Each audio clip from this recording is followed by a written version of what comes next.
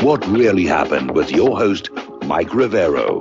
The history the government hopes you never learn. Here is your host, Michael Rivero. And aloha, America. Welcome to our show today. It is Monday, September 11th, 2017 here, start of a brand new week here, anniversary of the 9/11 events. We'll be getting into that a little bit later in the show here. Right now, the phone lines are open, 800-313-9443. Mike is in our control room, twiddling the dials, keeping us out of trouble. Ready to answer the phone when you call on in.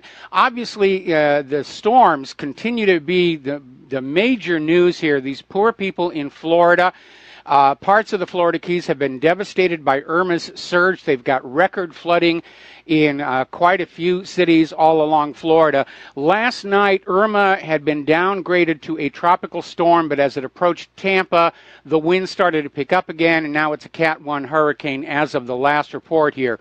Apparently, cars and mobile homes were overturned, smashed. Half the state is without power right now. They are trying to get fuel into Florida right now. The governor of Florida was just on TV trying to urge calm for everybody because they're just running out of gas, they're running out of heating oil, and they're trying to get fuel into those people just as hard as they can.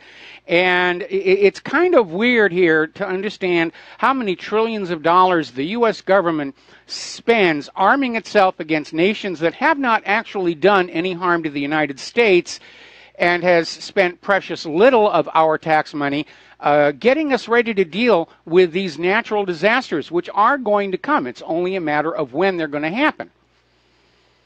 Now, over in the Caribbean, they're still dealing with the aftermath of the weather, as well as apparently massive looting is taking place. And really, people, you shouldn't be going out and doing that for two reasons. One, it's just dishonest and unethical and immoral. Two, you're risking your own safety going on out in these conditions. And apparently some of these looters got caught on a TV broadcast and got arrested, so there's another reason to maybe tone it down and just realize it just really isn't worth it breaking into that Foot Locker and saving a bunch of running shoes from drowning here. Irma has prompted the first ever tropical storm warning for Atlanta, and the storm is continuing up the center of Florida. And it is really, really nasty. Downtown Miami is underwater. It's all completely flooded from that storm surge. The storm surge was so powerful in this storm that some of those Caribbean islands, the water in the ocean literally got sucked away from the beaches.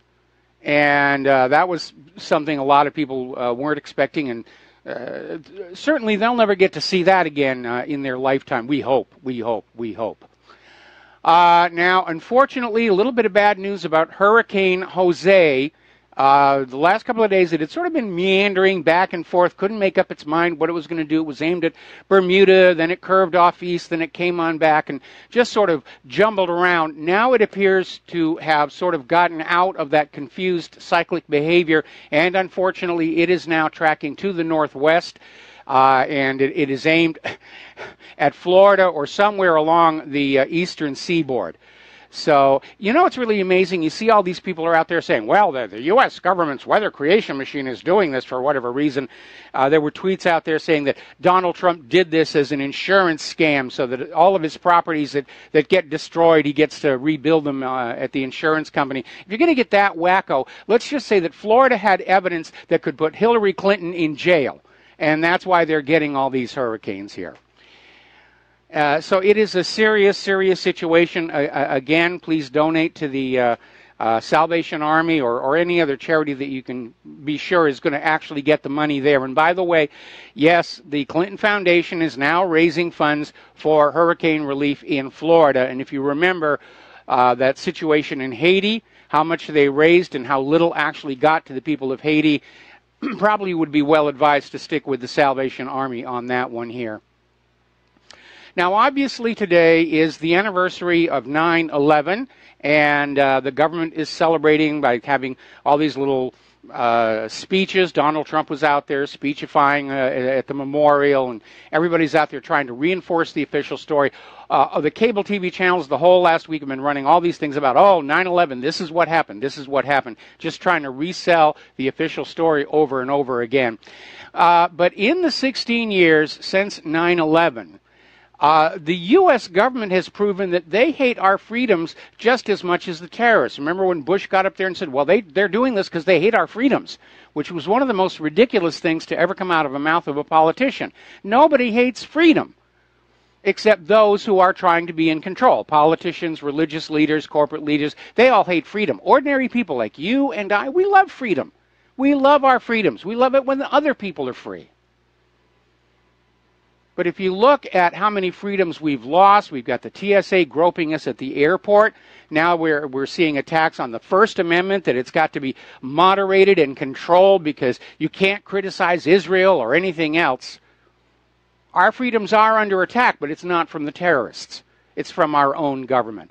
We're going to do a shout out now to our on-air affiliates who are just now rejoining the network. And so going back on in and looking at 9/11 from 16 years on, a lot of people are wondering, was this the U.S. government's version of the Reichstag fire, which, as you know, was set by Hitler's own people and framed on the communists? And it allowed Hitler to grab totalitarian power, the enabling acts, and transform Germany from a democracy into a dictatorship. And it looks like that was the agenda on September 11th, 2001, a transformative event. And remember, back in the 1990s, there was this group called the Project for the New American Century. And they had a policy paper, Rebuilding America's Defenses, where they were talking about having to have this massive military buildup to support 100 years of endless war against the rest of the world. And buried in there was a comment that it was going to take a really long time, absent a transformative event like a new Pearl Harbor. So even back then they were saying, gee, wouldn't it be great if there was some kind of a major event where the American people would get on board with suspending the Constitution and the Bill of Rights and making war on all these countries, none of whom have attacked us, by the way. So let's go on back and take a quick review of the many reasons why the official story is doubted by so many people. First and foremost, the really obvious one, the BBC report on the collapse of World Trade Center Building Number 7, the Salomon Brothers Building. And the BBC announced that at 21:54 Greenwich Mean Time on September 11th, 2001. There was only one problem.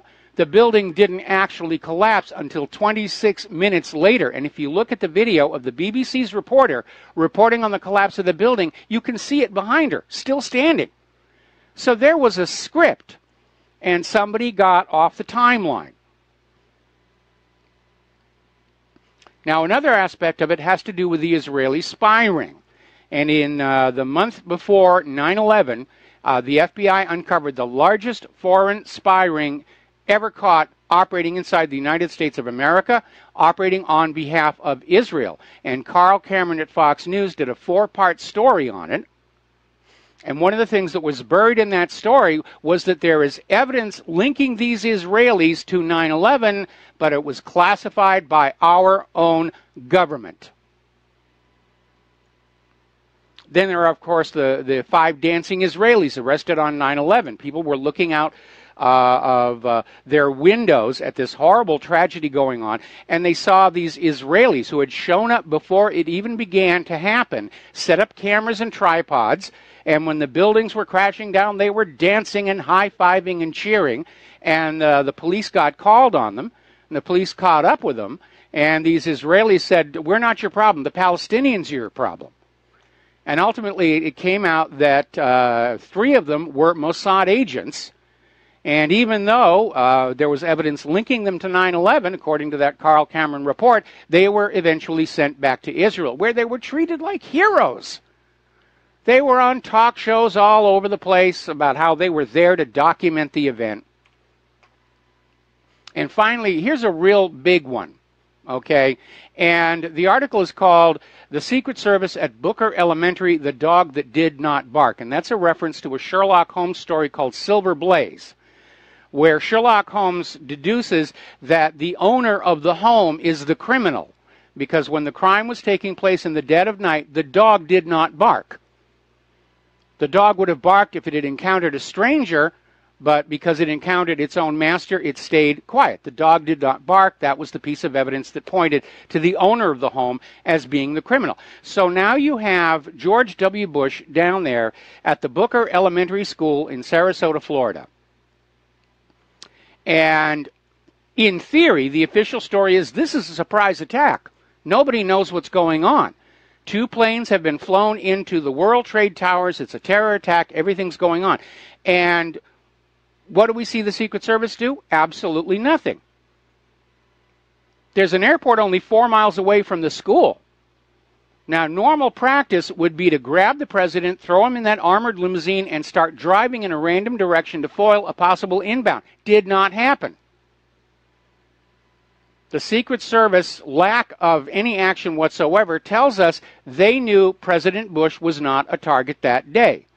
And the only way they could know President Bush was not a target that day was they knew ahead of time what the targets were going to be. So then there was that anthrax frame-up. Remember all the letters that were being sent to members of Congress and the media, and the envelopes were written, and the letters were written to look like semi-literate Arabs. You know, we're coming for you, booga, booga, booga, booga. Then it turned out the anthrax that was actually inside the letters came from our own biological weapon laboratories. Little bit of an embarrassment there.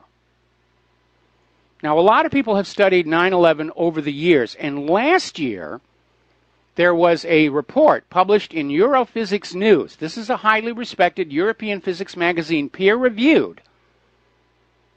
And the conclusion of this article was that all 3 World Trade Center towers collapsed on 9/11 due to controlled demolition. It is most obvious, obviously, with World Trade Center 7, which was not struck by an airplane.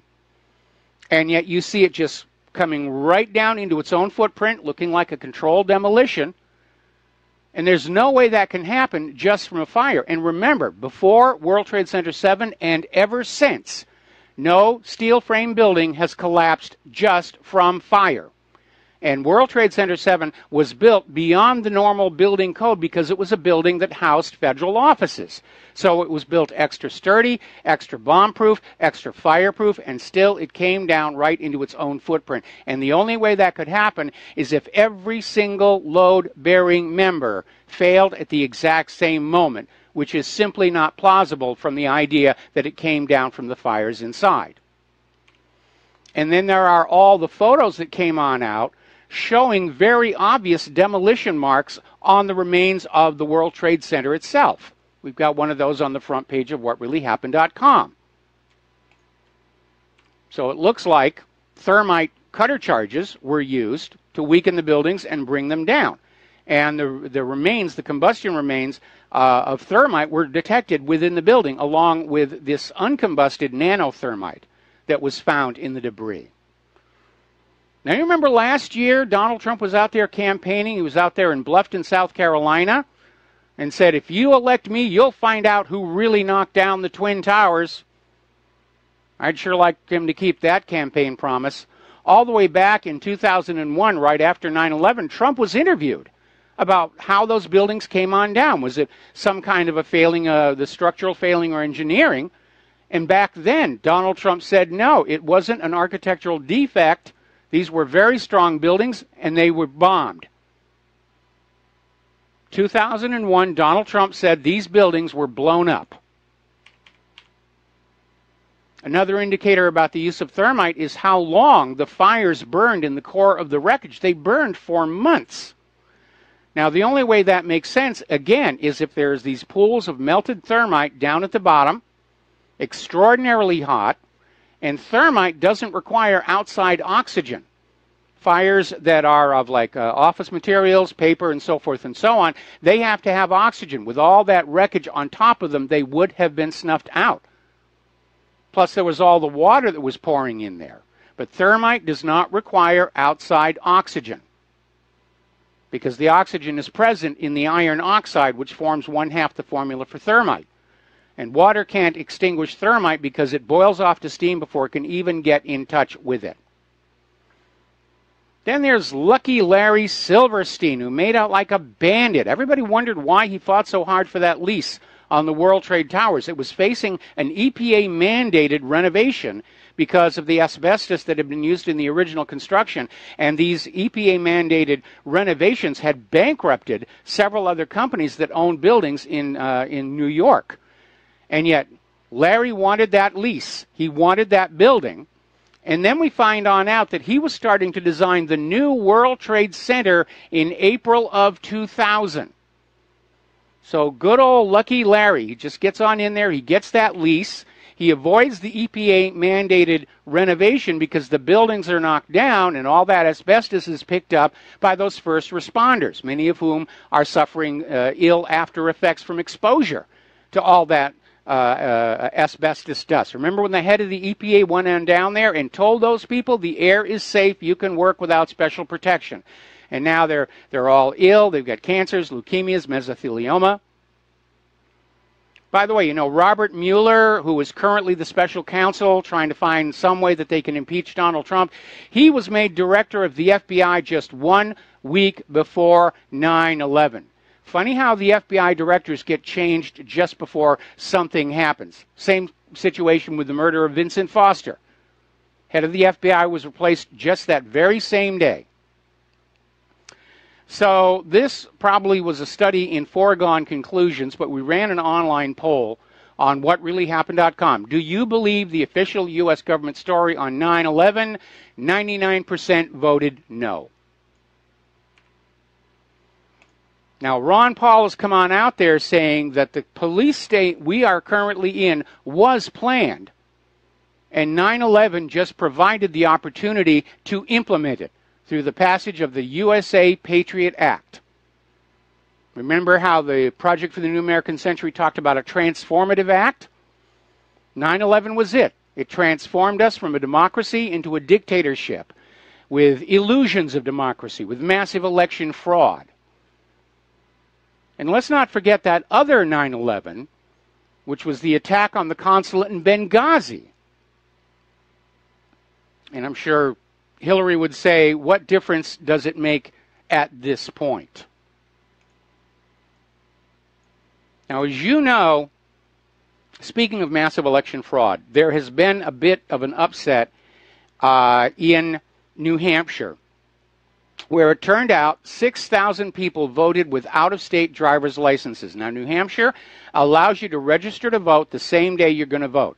And there were all these people coming in, mostly from Massachusetts, who basically showed their Massachusetts driver's license, said, we just now moved here, we want to vote, and they voted overwhelmingly for Hillary Clinton.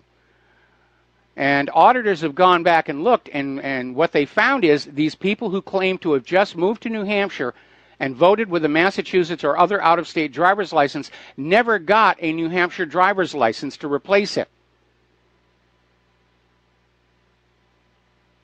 So it is looking like Hillary Clinton did not actually win New Hampshire. It was stolen from Donald Trump. And Trump still won through the Electoral College, but those additional 4 electoral votes would have made it more obvious that he was winning despite the massive election fraud. Now, the good news is that President Trump's Commission on Election Integrity is now up in New Hampshire looking at this. So they're starting to dig in on all of this. And not too surprisingly, the Democrats are panicking. Oh, how could you even suspect that this would be done? This is ridiculous. The Democrats never cheat on elections. But at this point, it's very obvious there was massive election fraud. There were the millions of illegal immigrant voters. There were all the games being played with absentee ballots. And this confirms voter fraud by out-of-state Democrats. The implications are huge. The implications are we absolutely do not have honest elections.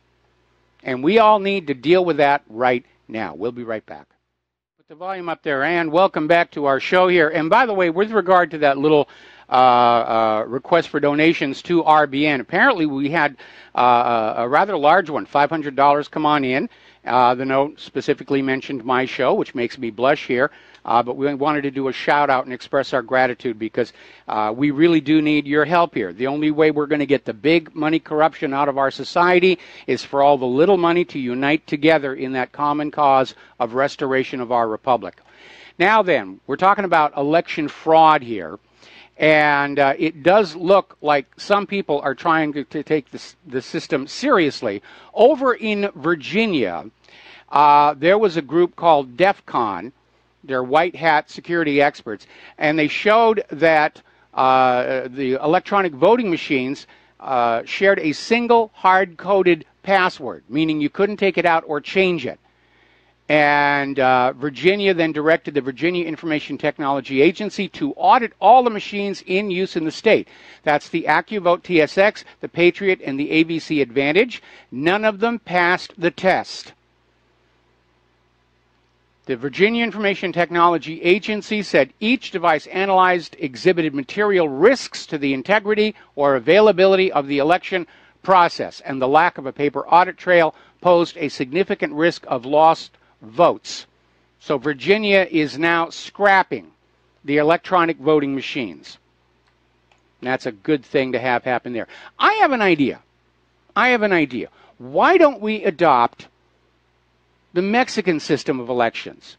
To vote in Mexico, every eligible Mexican citizen has to have a tamper-proof photo ID card with a thumbprint and an embossed hologram that demonstrates it's not been altered. All citizens are required to personally register and show proof of birth and citizenship to vote. Applicants are required to personally return and collect their ballots. There's no mail-in ballots. Why can't we upgrade to the Mexican standards without being called racist? Maybe that's because a certain political party has become dependent on illegal immigrants being allowed to vote.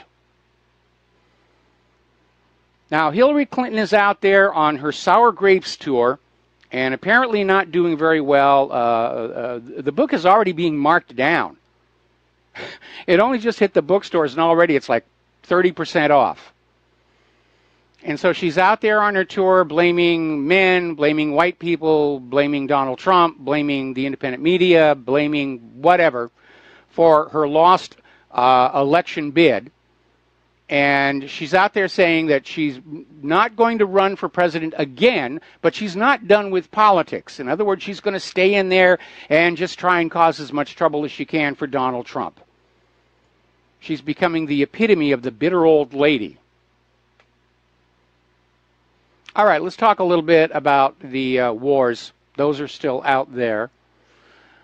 Okay, U.S. troops and Russia-backed Syrian forces are set to come into contact as they close in separately on ISIS. This is inevitable because Russia's coming from one side, and the U.S. troops that are there are trying to get rid of the evidence of what's been going on, and they could come into contact. The question is, what's going to happen when it does? And there are a lot of people who are very concerned about what's going on with all these reports of U.S. helicopters evacuating the ISIS commanders, getting them out of harm's way, probably to use someplace else as justification for an invasion. Meanwhile, down in Mosul, since last July, over 2,000 bodies have been found in the western part of Mosul after the city was cleared from Daesh in June. So a lot of civilians got killed there. That is a tragedy as well. Now, once again, the head of the IAEA, which is the UN agency monitoring Iran's compliance with the P5+1 deal, says Tehran is honoring the agreement. And he's basically coming on out and he's standing firm against Nikki Haley and Donald Trump, who are out there saying, oh, Iran is in violation. They're violating the spirit. We've got to do something. And the head of the IAEA is saying, no, they're playing by the rules. We'll be right back. And aloha, America. Welcome back to our show here, and we're still dealing with technical issues. And this all goes back to last Tuesday when I was notified I had to update the Skype on this little laptop off to the side here, and that my Skype account would not work unless I did. As a matter of fact, I got the notice when I was trying to Skype somebody and was not able to get through to them. So I updated my Skype, and it is just absolute crud. I cannot receive phone calls, and apparently I just found out from our control room, their text messages to me are not getting through either. We've actually had callers waiting on the line, and I apologize to all of you who waited for a very, very long time. So let's clear up some phone calls. Dustin in New Jersey, aloha. Welcome to the show. What's on your mind? Hi, Mike. Hey, Mike, you know what's so obvious?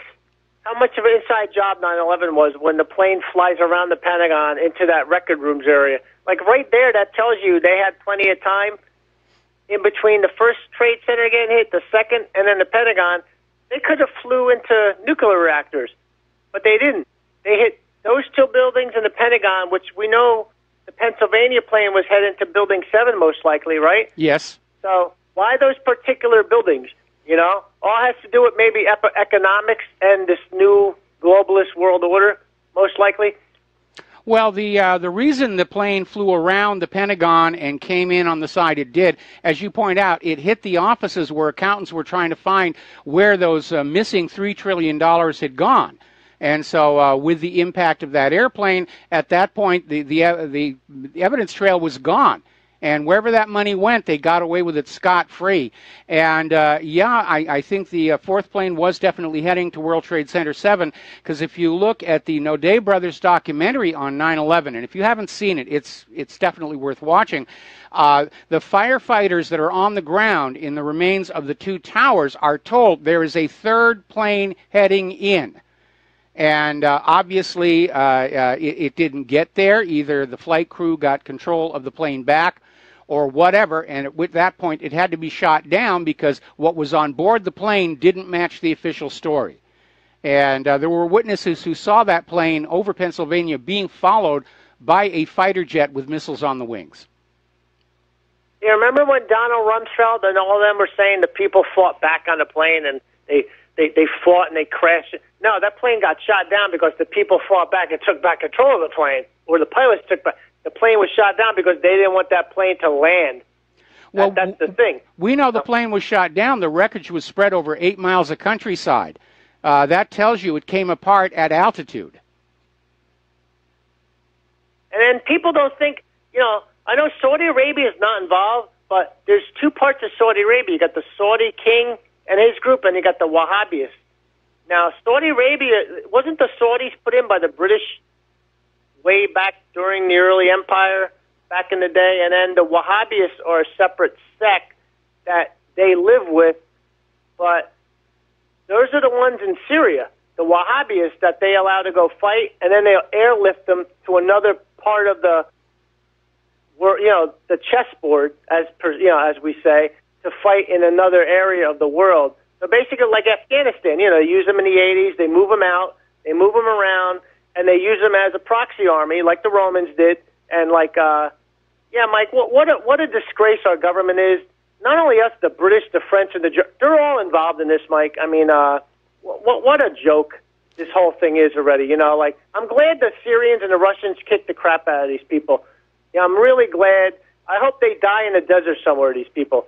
They're really either piece of garbage people, mercenaries, or prisoners, or whatever the heck they're using, but good riddance to them. And I hope they lose a lot to where the Saudis get a bloody nose, because eventually they're going to run out of people, the Saudis. Well, and the Qataris. The last word we had from the Saudi Crown Prince is he wants to get out of Yemen.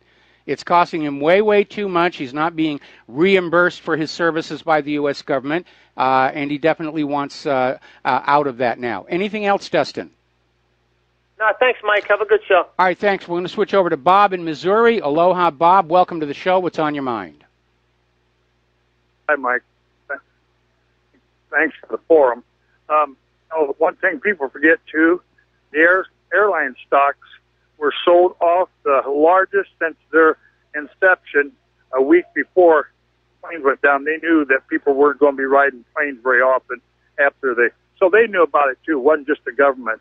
Hey, Mike, I want to ask you. Yes. What do you think about this Quest thing that they let that's half America, 143 million people. All their information got out, and that, you know what? It's done on purpose. They don't care. Just like Target let a lot of information get out. And you know why they don't care? Well, because the U.S. is going to pick up the losses for their store. And because you're not going to make the people that's got the credit cards, they won't get credit anymore. They won't buy a credit card, and the stores can't go out of business. So what they'll do is take their ill-begotten gains and just underground economy and keep buying things from the store and giving their friends all this money and everything.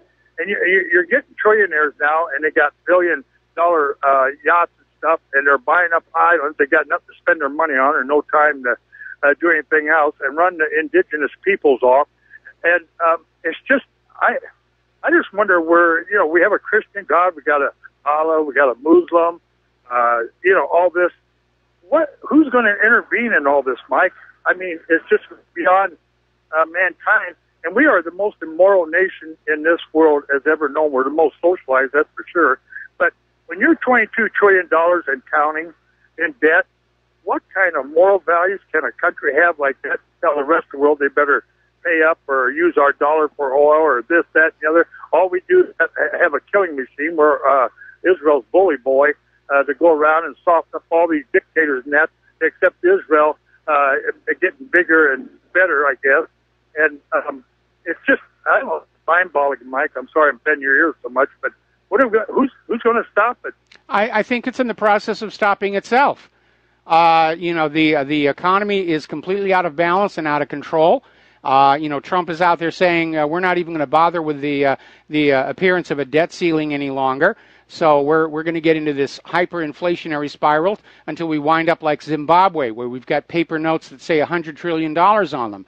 But right now, as the U.S. economy is entering this hyperinflationary cycle, other countries have got a strong motive not to be using the U.S. dollar anymore because it's not considered trustworthy and reliable. And we're hearing more and more talk about other countries that are going to delink from the dollar. We're going to be talking about that in the economic section of our talking points today. But I really do think it's starting to tear itself apart. And I'm still convinced that the U.S. federal government is going to collapse the way the former Soviet Union did. And I got to be honest, I think that would be the best thing for the entire world right now. It would bring all this war nonsense to an end. It would yank the rug out from Israel. They wouldn't have another armed power doing their dirty work for them. I think it would send a message through everybody on planet Earth that private central banking really is not a good way to run a nation's economy. And we could see a lot of changes. But I think we just have to stay calm and just understand. It does feel to me like it's really on the edge. Yeah, and one last thing I'll leave you with. You know what we're going to do to North Korea? Zero, nothing. And China is, their little proxy. North Korea is for China, and China is condoning all this. They're going to keep trading with them and that. We've done too much to China. We've run off any friends that we could have possibly had. Yes. And including Russia. Yes. And so we're not going to do anything to North Korea. Hey, I thank you for the forum and the time. All right. Thanks an awful lot, Bob. And we're going to switch over to Steve in California. Steve, thank you for waiting. What's on your mind? Steve, are you there? Hello. Yes, you're on the air. Oh. Yep. Hey, Mike. You mentioned Hillary Clinton and her whining book tour. My mother called me this morning and said she heard, I guess, a little speech from her about how she became suicidal after the election was over because she was so despondent from losing. And I'm thinking, wow, that's pretty amazing that she would admit that, because that shows how vulnerable and the instability of this woman. Of course, she wants to become the president of the United States, so that doesn't even leave a very good message in my mind. But, well, Hillary has already said she's not going to run again. Yeah, which I wouldn't want to bet on that. Of course, I think if she sees an opportunity, she'll go for it. But yeah, for her to admit that indicates that yes, she's in a very. It was a pitiful bid for sympathy. Look what you did to me. I almost killed myself because you voters betrayed me. Blah blah blah blah blah blah blah. Yes, us darn deplorables. Make Yes. sure she didn't win. But, she said that she wouldn't run again, but, she understands the power, the controlling powers of the deep state. It controls the Oval Office, so she'll probably just go on that side over there, Yeah, well, I think she's already over there. She's part of that narcocracy that's running this country. And obviously, Donald Trump has been completely corralled and controlled. I'm very disappointed in him, as I'm sure we all are at this particular point here. Anything else, Steve? That's it. Hey, thank you, Michael. All right, thanks an awful lot. We're going to switch over to Don in Iowa. Aloha, Don. Welcome to the show. What's on your mind? Don, are you there? I think we lost Don. Hello. Don, are you there? Hello. I'm here. All right, you're on the air. Yeah. When you're talking about the Democrats claim they could never rig any elections, there was an old folk singer named Steve Goodman. He was from Chicago. He said, this is one of his songs, when John Kennedy wanted to be president and he knew what to do, he called up Mayor Daley because he was Irish too. That's what happened in Chicago. Remember that? Yeah. Kennedy won the election with all the dead people voting in Chicago. Yeah, Kennedy did steal the election. Richard Nixon got cheated, and he never forgave Kennedy for it, and may have been part of Kennedy's final demise. Certainly, Nixon was very much involved in the economics of Cuba. Two of his biggest supporters were PepsiCo and United Fruit, that were making huge amounts of money because Batista was selling Cuba's agricultural produce at way below market rates, which impoverished the Cuban people and enriched these American corporations. And Nixon if Nixon had actually won that election, we probably would have gone to war against Cuba. I'm not against Cuba. We probably would have had much better relations with Cuba. But when Castro came to power, Nixon was at the forefront of saying, we got to get rid of him. We got to take him out on there. Right. As far as Hillary Clinton, hopefully this is going to be your last spouting her mouth off for the last time, and then it's all. That's what Cheney did. Cheney kept on going back on the TV shows, and finally they just said, "Hey, this guy is just a burnt-out old man. We have no business having him on any of these talk shows or anything." And Hillary is in that boat. She's writing another ridiculous book, and I'll be glad when I finally never have to hear anything about her anymore. Well, I agree with you, but unfortunately, looking at Hillary and her ego and her vanity, I don't think she's going to go away until she actually dies. She's going to be out there attracting as much attention to herself as she can, and now she's playing, the sympathy card out there. And there are a lot of people within the Democratic leadership who just wish she would shut up and go away because she has become an albatross around the neck of the Democratic Party. And the longer Hillary is out there on her Sour Grapes tour, the worse and worse it's going to be for the Democrats in next year's midterm elections. She's a horrible human being. Okay, I'll let you go, Mike. All right, thanks an awful lot. And we're going to take a phone call from James in Texas. Aloha, James. Welcome to the show. What's on your mind?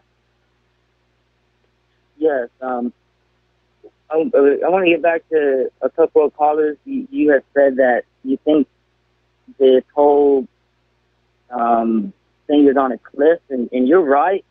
But what's on a cliff is the system that they made for us, because when you look at it, if they already have everything in place to outlaw gold and silver, because they already have you have that one law that was pushed in the Arab world that now gold is Sharia compliant, and that's just the best excuse that they could have. Because I mean, a good time, 9/11, never forget, terror. Now you got George W. Bush's war on terror all around the world, and every government just says, they're terrorists, and that's why we're going after them. Without even, nobody thinks about it anymore. And it's even worse than saying commie, because at least the communists, so-called, have nations. And now, anybody can be a terrorist. Anybody can be labeled a terrorist. And just think, that'd be the perfect thing to be like, hey, you have gold and silver? Well, the Islamic Sharia law, and when people hear that word, Sharia law, they're like, ugh. And I think that's, what do you think? What did we become so scared? Or how did we become so scared? Well, we live under a government and a corporate media that works continually to keep us afraid of everything, of germs, of viruses, of Muslims, of Osama bin Laden. And after a while, when you're spending all your time being afraid, that sort of becomes your normal state of mind, fearful. And that makes you easy to control. Isn't that why you see freedom of speech being attacked so much? Because I remember when I was going to school in the 90s that they were charging kids. If you cuss, you would literally get charged with a misdemeanor and you're fined. Okay, James, can I ask you a question? Can you move the mouthpiece of your phone closer to your mouth because you're sounding very muffled? Hello? Much better. Unfortunately, we're almost out of time, so you're going to have to sum up. Oh. Yeah, so what I was telling you about the free speech, I remember when I was going to school in the 90s, cuss words were illegal. Like they weren't illegal, but you would get fined, misdemeanor fined, and ticketed, the parents and everything. And do you think that's how they drip drop these things in, is they make something offensive that everybody is sort of on page with, and then they kind of turn it into... Yeah, then they start spreading it out, saying, well, you didn't scream First Amendment when we were talking about curse words, so why are you making a big deal now? All right, well, listen, James, got to let you go. Got to take a break for commercials. Back with another phone call after these few words. And aloha, America. Welcome back to our show here. And before we take this next phone call, apparently downtown Jacksonville, Florida is flooded. And a flash flood emergency has been issued for Charleston County in South Carolina. So everybody just be appropriately cautious. And we're going to take a phone call from Glenn in Philadelphia. Aloha. Welcome to the show. What's on your mind? Aloha, Mike. I got to hand it to you. I never thought I'd hear someone be able to use the words upgrade, Mexican, and standard in a single sentence. But you did it today relative to the voter IDs. And when an overt narco-terrorist state is beating your semi-covert narco-terrorist state in equity at the polls, you're pretty far afield. Okay, your phone signal to us is a little bit garbled. Can you talk a little bit closer to the mouthpiece? Okay, you know what? I'm using my handset itself, not a Bluetooth, and normally there's no problem there. What I said was I got to hand it to you because I never thought I'd hear anyone be able to use the words upgrade, Mexican, and standards in a single sentence. Okay. But you did today relative to the voter ID. And when an overt narco-terrorist state is beating your semi-covert narco-terrorist state in equity at the polls, you're pretty far afield. Yeah, I would agree with that one. All right, well, listen, thanks an awful lot. We're going to let you go and get back to doing some news here. Thank you for the phone call. Now, again, let's go on back. Reminder, the head of the IAEA, the UN agency monitoring Iran's compliance with the P5+1 deal, says Iran is fully in compliance. Standing up to Nikki Haley and Donald Trump, who are out there saying, "Well, we've got to invade Iran." They're defying the spirit of the P5+1. Just because they're following all the rules, they have a bad attitude toward us, so forth and so on. Now, one of the pieces of propaganda that came out late last week is an attempt to explain away North Korea's rapid development of nuclear weapons by saying they're getting nuclear weapons technology from Iran and Russia. Now, obviously, if Iran does not have nuclear weapons technology, which the United Nations, IAEA, has certified, then obviously that is nonsense. And as a matter of fact, the Iranian Foreign Ministry spokesman is saying it's ridiculous. It's not thought out. It's far from reality. And I imagine Russia's probably going to make the same comment as well. Now, over in Lebanon, Israeli jets flew low over the city of Saida in southern Lebanon at supersonic speeds, deliberately creating sonic booms that broke windows and shook buildings, and apparently just drove everybody into a panic in Saida, who thought they were under attack. No comment from the Israeli military just yet, but it does look like Israel's getting ready for another try for that Litani River. Now, not too surprisingly, Prime Minister Saad Hariri is requesting that the Foreign Ministry file a complaint to the United Nations against Israel for planting spy devices and violating Lebanese airspace. And, of course, we know what will happen. Nikki Haley will be out there screaming, veto, veto, veto, veto, veto, veto. Nobody challenges almighty Israel. We'll be back after station identification. Aloha, America. Welcome back to our show, hour number 2. Phone lines are open, 800-313-9443. We're looking at all this flooding in Jacksonville. It's on the corporate media right now. And again, there is an issue. We saw the same thing in Hurricane Sandy, which is that the U.S. government is spending so much money on war that maintenance on our infrastructure is being neglected. The storm drains are not being cleaned out. The branches overhanging the power lines aren't being cut back. And these things magnify the damage from a storm like this. The U.S. government is all about conquering the rest of the world, and they really don't care too much about you, other than that you will pay for it all and breed as many new workers and soldiers as you possibly can.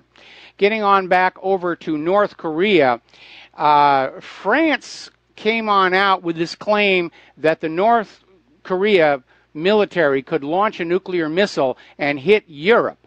Now, Ri Tak-son, who's the deputy director of North Korea's Foreign Ministry's European Department, said France's claim was preposterous and stressed that the North Korean nuclear arsenal is a deterrent against U.S. nuclear threats, and France neither faces a U.S. nuclear threat, nor has France threatened North Korea. Now, John McCain is out there flapping his gums. I think he thinks that having brain cancer is going to buy him a little more slack with the American people. I don't think so. Or maybe this is the tumor speaking on out. But he's out there saying the United States has to step up its presence around North Korea and make clear that aggressive acts would lead to annihilation of the country. Washington needs to make sure that Kim Jong-un knows that if he acts in an aggressive fashion, the price will be extinction. This is what McCain said on CNN's State of the Union. I have a question for John McCain. Does the same hold true for an aggressive United States? Because looking at the history of the last going on 2 decades, it's pretty obvious who the real aggressor in the world is. And it's not North Korea, it's not Iran, it wasn't Iraq, it isn't Syria, it isn't Russia. It is the United States. We're going to take another phone call. Sherry in Texas, aloha. Welcome to the show. What's on your mind? Thank you, Mike. This is another Hillary comment. So, okay. Now, this is kind of fanciful, I will agree. This is. How Hillary could perhaps, and this is a long shot, perhaps emotionally put aside her losses and feel better and maybe on down the line and make a ton of money. She may have to wait till her husband passes away, but if she clandestinely wrote a book that is totally the truth, and she'd know, and it would have to be absolutely the truth, because if any discrepancies would be found, it would discredit the whole publication. But if she wants to leave anything to Chelsea, and that's including a good reputation, she would, if she's going to be under house arrest someday and just has nothing to do but write, I think that would be a really good idea, because I'd buy it. Well, I would buy it too, but Hillary would never live long enough to complete it, because, again, that same narcocracy, it always protects itself, even from its own stars. Anybody who goes rogue and says, you know, I'm going to tell you what's really been going on here, bad things will happen to them. And that's up to and including the Clintons themselves. If they turn on that deep state narcocracy, they're toast, and they know it. And in any event, I don't see Hillary having a conscience, come to Jesus moment, if you will. she'll go to her grave maintaining the lies. Well, I think the more people wake up, the more it might look appealing to her. The only trouble is the clandestineness of it, the under the radar, how she could do this with just maybe a few close confidants in her presence and without anything out there otherwise, and then she'd have to make sure she signs it under notary or something so they'll know it wasn't all created by other people. I mean, it's just doing it without anyone knowing it, like you say, so no one will come in and it would be difficult. Off. I would love to see it. It's not going to happen. It would be difficult. And in any event, Hillary Clinton uses ghostwriters. That's been known ever since going all the way back to It Takes a Village. Oh, sure. Hillary's not actually writing her own books. She hires a ghostwriter.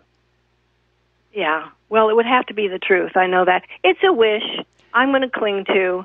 Well, it's just a wish. If you want the truth, go to whatreallyhappened.com. Go to Republic Broadcasting Network. We don't need to wait for Hillary to tell us the truth. We don't need to wait for anybody in government to tell us the truth. We already have the truth. She probably has a few things tucked under her belt, though, that we don't know about that would be, interesting. Fill in some of the blank spots. Yeah, it would be interesting. But, right now we understand the true nature of the government of the United States of America. It's not a very pleasant reality. And again, we just need to acknowledge it, understand it, have a healthy dose of skepticism for anything this government says. But outside of that, the only real option we have is to just kick on back, disengage, de-link as much as possible from the enforced dependency, and wait for it to consume itself the way the Soviet Union did. Because I'm convinced that's where we're headed. I'm convinced that's where we're going. I hope so. I'd rather it have do that than let them drag us into war, because that's it's becoming more ridiculous than that they would even consider an option of a third world war at this point. But I think we can do it too. I think we can do it. We might have to get bombed by somebody, though, just because we deserve it. I mean, we've caused so many people so many problems. They may feel like someone's got to stop us. Maybe it'll just be a slap in the face, but I wouldn't blame them if they did. Just one town somewhere, you know. Again, anybody who attacks the United States invites immediate nuclear retaliation, and that's why it's not happening.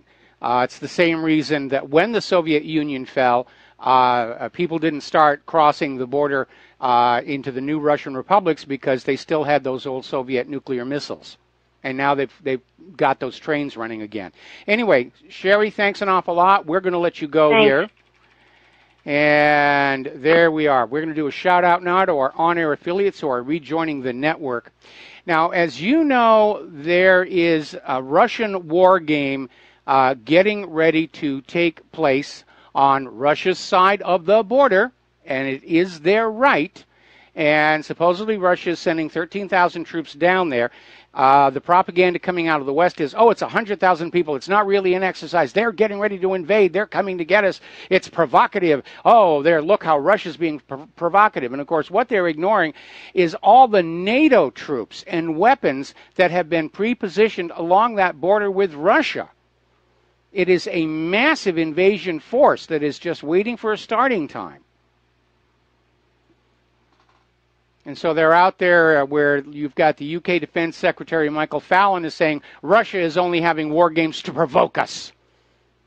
They're just angering us and making us annoyed. No, they're getting ready because they're seeing the continuation of a U.S. policy of invade, drone strike, regime change, invade, drone strike, regime change, invade, drone strike, regime change.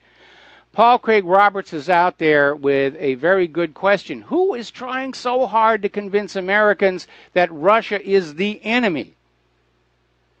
And there has been this ongoing thing about how Russia hacked the DNC emails. We know that was not true. Russia stole the U.S. election for Donald Trump. We know that that's not true. And apparently they're now out there with this claim that Russia has dismantled America's entire democracy for the bargain basement price of $100,000. Which was used to purchase some ads on Facebook. And so everybody's starting to realize just how silly this entire Russian collusion narrative has become. So Paul Craig Roberts is out there. He's got an article, Laughing on the Way to Armageddon, and says the U.S. government is showing the world such a ridiculous face that the world would be laughing at us if they weren't afraid of our weapons. Russia is not our enemy. Our own government is our enemy. We're going to take a phone call. Terry in Oregon, aloha. Welcome to the show. What's on your mind? Hey, Mike, it was 16 years ago. I was captain of a Boeing 747 that took off from Tokyo on my way to Chicago. And, of course, we didn't make it. We went to Edmonton, Alberta, and stayed there 3 days and took off and recovered it back in the U.S. after that. But the Canadians really stepped up for us. You know, I really appreciate that. So we got to the hotel, went down to the bar, and I'm watching the video, and it showed this airplane bleeding into the building. And we all knew that that was impossible. So, but, you know, looking at over the years, my big question was, what happened to the passengers and what happened to the crew of those airplanes that sat on the side of that building? And I was listening to STC report with Sean this morning. Hang on. Let me ask you a simple question, okay? If you're going to go to the trouble to have all these airplanes under remote control, okay, why not fly them into the targets? Because it's much simpler that way. You don't have to have a substitute. You don't have to get rid of the passengers or the flight crew or anybody. I mean, every time somebody comes up with this nonsense about how there was no plane at the Pentagon, the first thing I say is, you know, if they've gone to all this trouble to get that airplane close enough to the Pentagon for everybody to see it flying in, why not just let it go on in? It's simpler. Why take the chance at being exposed with another layer of deception? Most of these deceptions, they try and keep them as simple as possible. Even though they still make mistakes, you know, like Flight 93. Anyway, thanks an awful lot for the phone call. We're going to let you go here. Getting on back to the war zones here, the U.S., let's be honest, let's be objective, let's be fair. The U.S. has lost in Syria. Bashar al-Assad is going to remain in control of that country. The Syrian people are going to remain in control of their country. And so the U.S. war planners have a problem, how not to have this major setback derail the grand plan of conquering all the world's resource-rich areas and shackle them to the U.S. dollar. The fact that Syria has, for all intents and purposes, escaped is setting a bad example. Other countries are going to say, we don't have to be slaves to the dollar anymore. Syria was able to do it. They withstood the U.S. attack with the help of Russia. And that's another reason why the U.S. government is trying to bash Russia. That gosh darn Russia, they just got in the way of our conquering the entire world and making them all slaves to the U.S. dollar. How dare they do that? So we're probably going to see an escalation of conflict in other parts of the world, if for no other reason than to distract us all from the fact that the United States government has suffered a major defeat in Syria.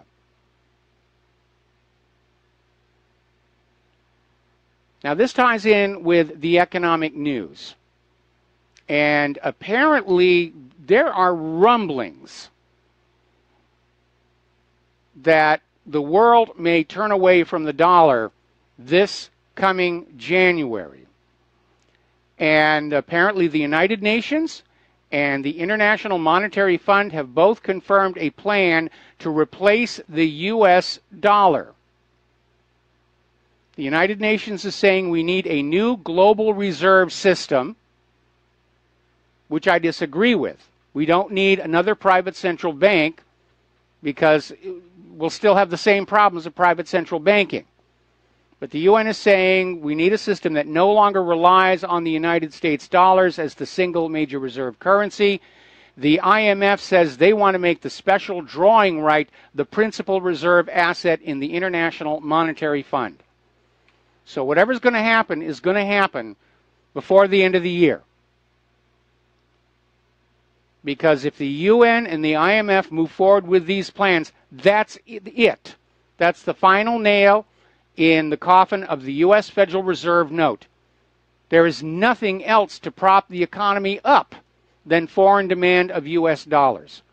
Last week we had a story saying the reason wages and salaries are stagnant is because our entire economy is now all about financialization. We're going to loan people our instantly created out of thin air money, and we will get wealth that way. A desperate attempt to go back to Bretton Woods, and the world recognizes what's happening, and they're not going along with that. Even China is out there saying, we need a new global reserve currency. We can't be dependent on the dollar anymore. And it makes perfect sense. I'm sure we're going to hear that all these countries hate America for our freedoms and our wealth and so forth and so on. But the bottom line is the dollar has become untrustworthy. It could implode literally at any moment, and nobody wants to have any significant part of their assets denominated in those U.S. dollars. Now, here's an interesting story that came out of Sputnik News. Russia can convert electricity into cryptocurrencies. And this is coming out from Alexander Borodich, the founder of the Universa Block platform and a venture investor. And in an interview on Radio Sputnik, he said that being a country rich in natural resources, Russia is able to convert electricity into cryptocurrencies through mining, thus generating as much cryptocurrencies as possible to trade with on the market. Now, I have a vague recollection that I've seen this idea somewhere before, called the Electro. It's buzzing around in the back of my head. I know I've heard this idea somewhere. Maybe more people are reading this website than I've been thinking about. Okay, let's see. Let's erase that. Now, the Kaiser report is out there saying something that we have been saying repeatedly on this show. Saddam Hussein and Muammar Gaddafi were killed for attempting to pull away from the petrodollar. Remember, in just about 1 year before George Bush started screaming about Saddam's nuclear weapons, Saddam got permission from the United Nations to sell Iraq's oil for the euro. And Tony Blair flew to the United States, to Texas, had a meeting with President Bush. 1 year later, we're invading Iraq. We lynched Saddam Hussein, and Iraq's oil is back on the world market, only for the U.S. dollar.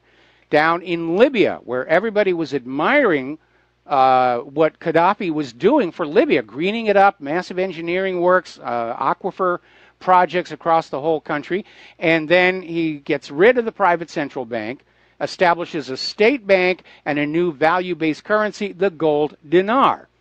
And then Gaddafi announced that the oil in Libya would be available for sale only for the gold dinar. Oh, go on in, color revolution, kill Gaddafi, shut down the state bank, impose a private central bank. Nobody knows where the gold for the gold dinar actually wound up. And Libya's oil is on the market for the U.S. dollar. That's what's driving all of this. The U.S. government is desperate to keep the rest of the world enslaved to the U.S. dollar. Because without that, our economy is doomed. We don't have any manufacturing. Look at our trade imbalance. $1.5 billion, $2 billion every single day. And nobody wants our GMO agriculture. This country has nothing else left propping up its economy other than forcing other countries to borrow U.S. dollars at interest to conduct their business. And these other countries are turning away. And if they all turn away at the same time, next January, that will be it. Because the U.S. cannot declare war on the rest of the planet all at the same time and expect to win. Even Venezuela is now talking about ditching the dollar and switching over to the yuan. People don't like dealing with the dollar because the dollar has been weaponized in the geopolitical sense. If you're dependent on the dollar, well, then we get to come on in and tell you how you're going to run your business in your country. And people are not happy with that at all. So let's see. Irma's been downgraded now back to a tropical storm. The winds are still near hurricane force. And I actually got an email the other day chastising me about all this Cat 1, Cat 2 because it was a disservice. The winds are bad. Even as a tropical storm, the winds are bad. You got to take care of yourself. And there have, unfortunately, already been a lot of deaths, massive property damage. We don't even know if the United States can afford to rebuild Florida, especially if Jose comes across there. We'll be back after these few words. And aloha, America. Welcome back to the show. So let's talk a little bit about the immigration problem over in Europe. That's not gone away.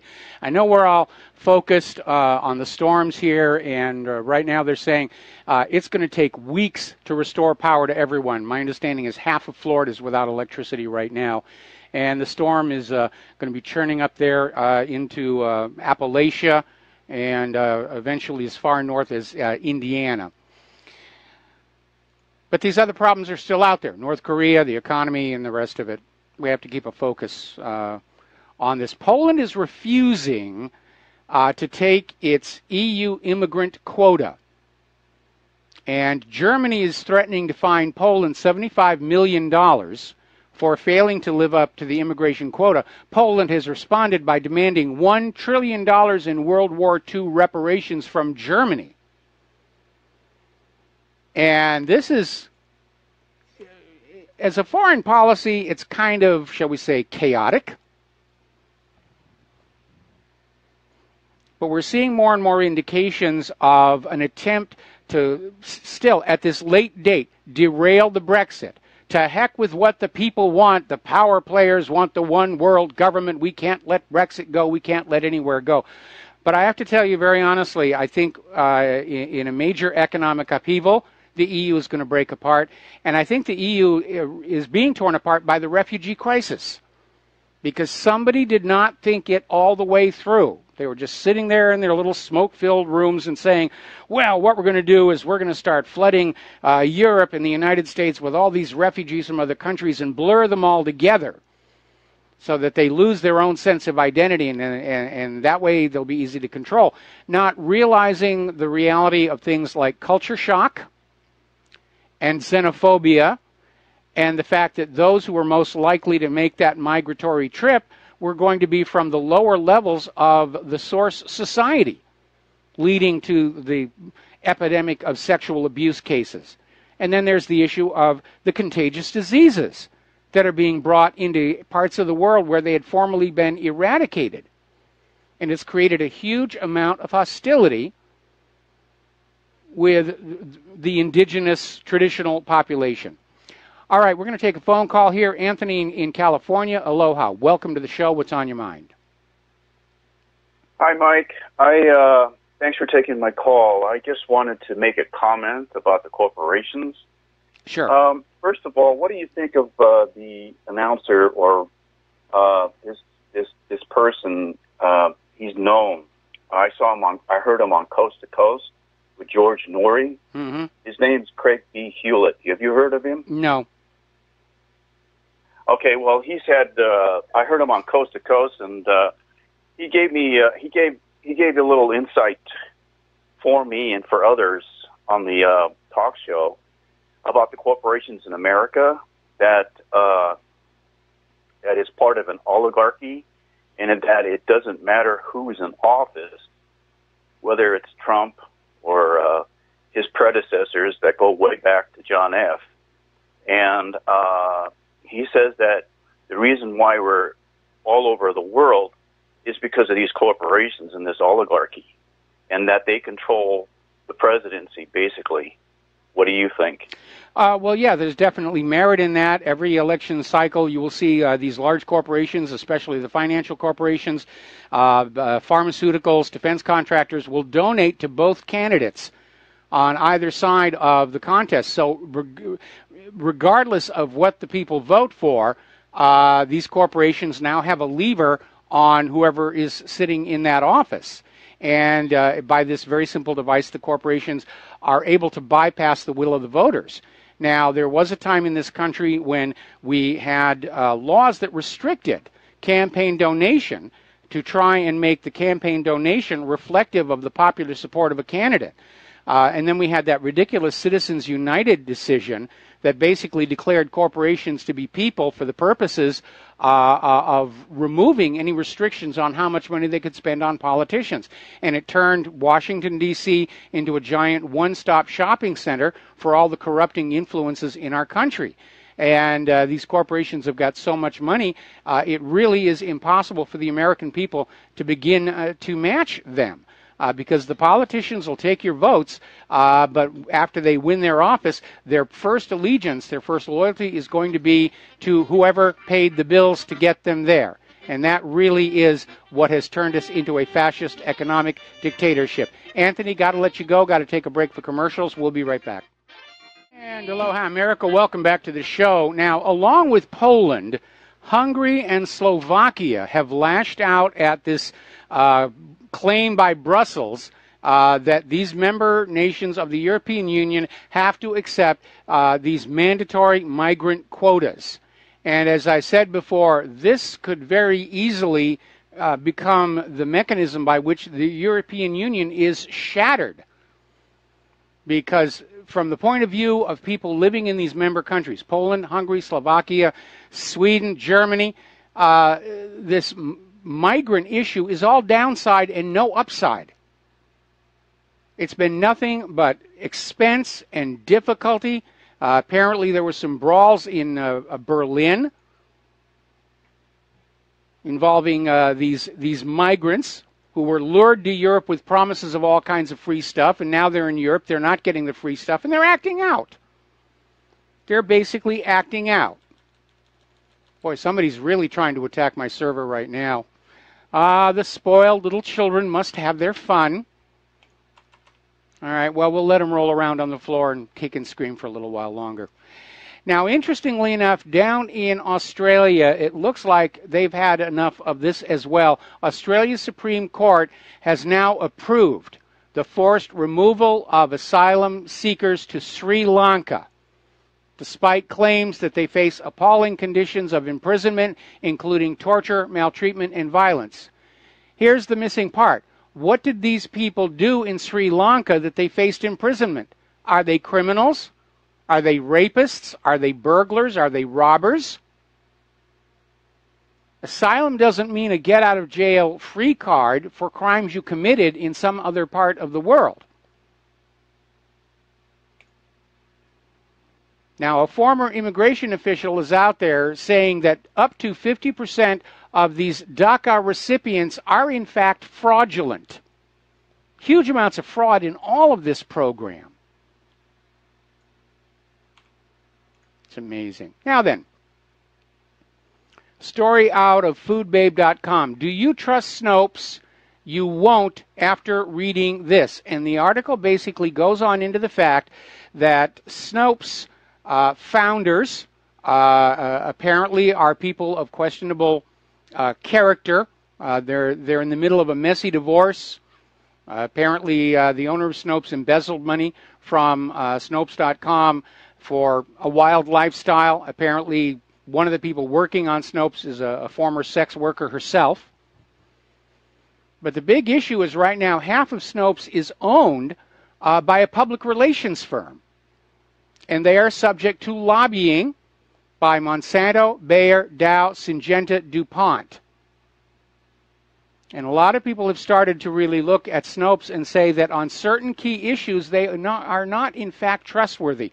Certainly on the issues of 9/11 and Vince Foster, they toe the official U.S. government line.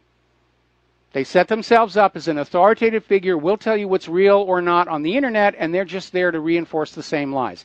You have got to stop relying on other people to figure this stuff out for you.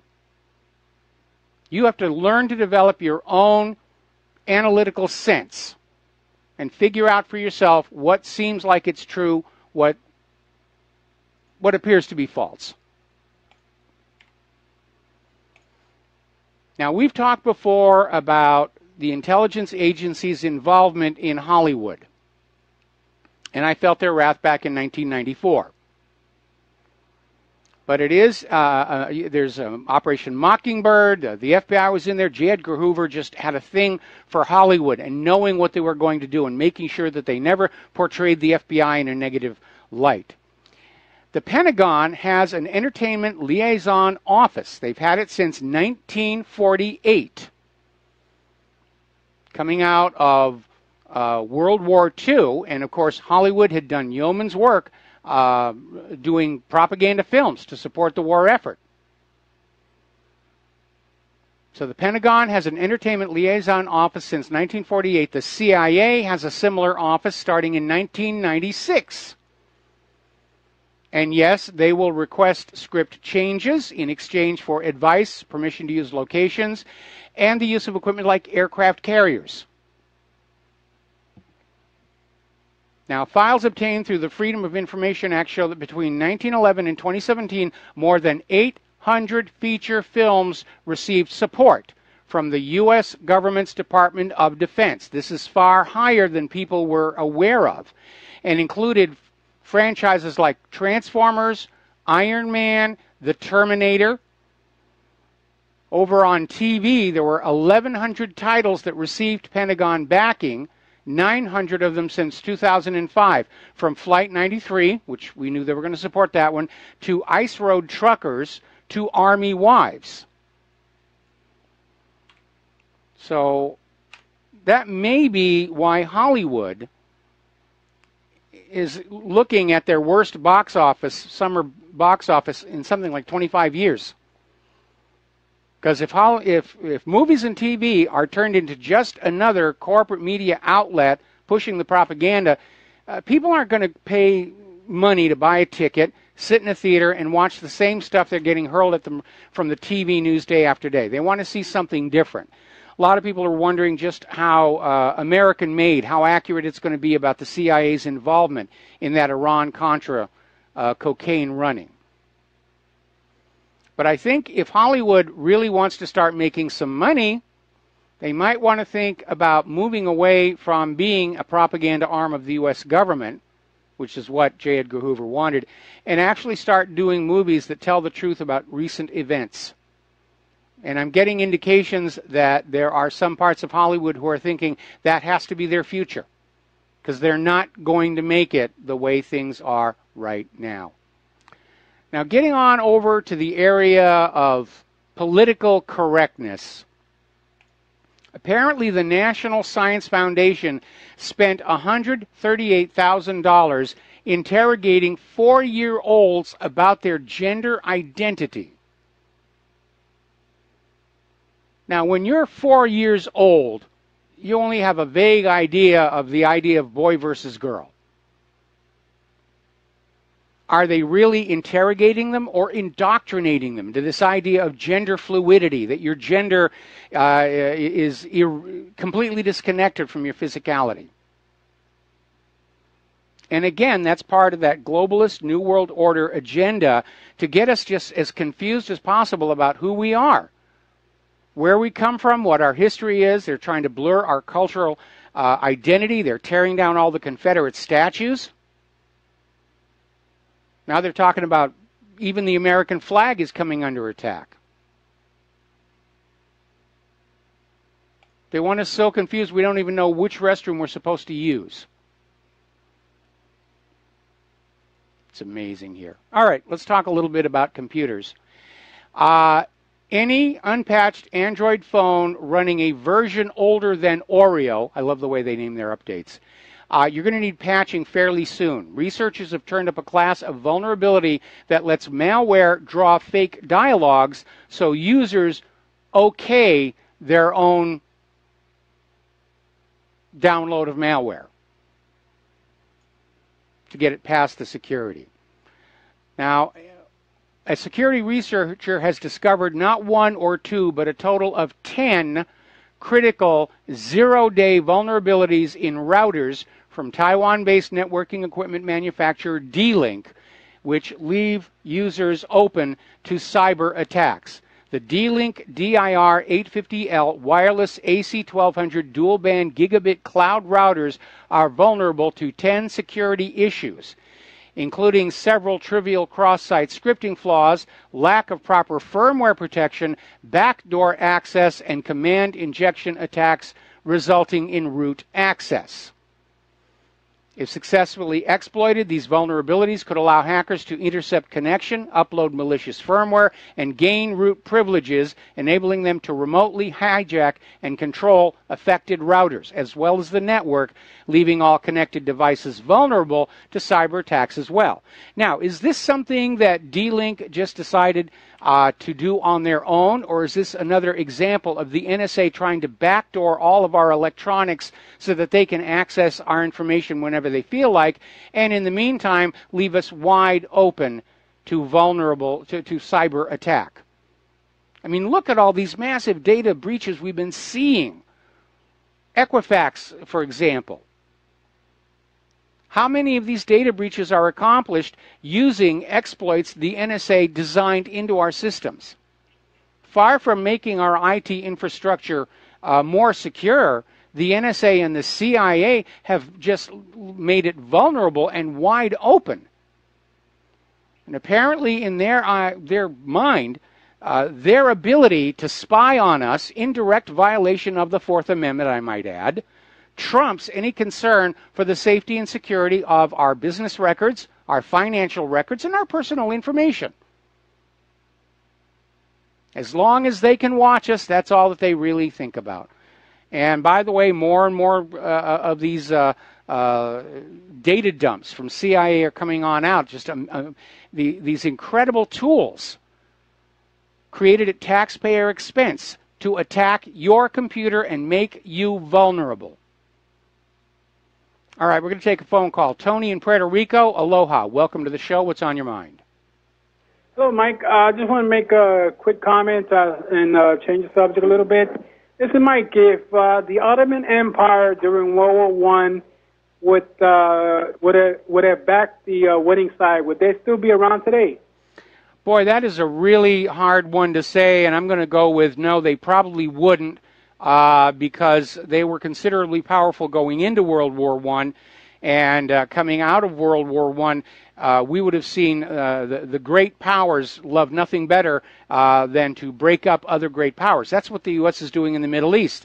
They're starting to carve up Iraq, Turkey, and Syria for the new Kurdistan. They want to take a few very large, powerful nations and turn them into 30 or 40 little tiny nations that are easy to bully and push around. Okay, thank you, Mike. All right, thanks an awful lot. The phone lines are open, 800-313-9443. Let's get some phone calls in here. Now, the World Health Organization has declared a new Ebola epidemic in the Democratic Republic of the Congo. They confirmed 9 cases linked to the virus in this remote forested region. 3 people have reportedly died, causing alarm among health officials who fear this could be another outbreak similar to the 2014 epidemic, which killed about 11,000 people.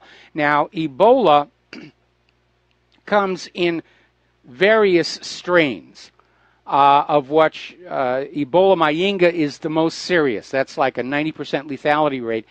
Interestingly enough, there is a strain called Ebola Reston that surfaced in a Reston, Virginia animal quarantine facility, and everybody got really panicked. Ebola was here in the U.S. As it turned out, that strain only affected monkeys.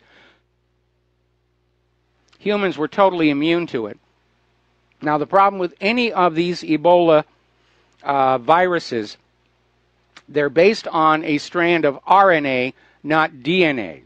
And RNA is like unwinding a DNA strand and taking just one half of it and folding it back on itself.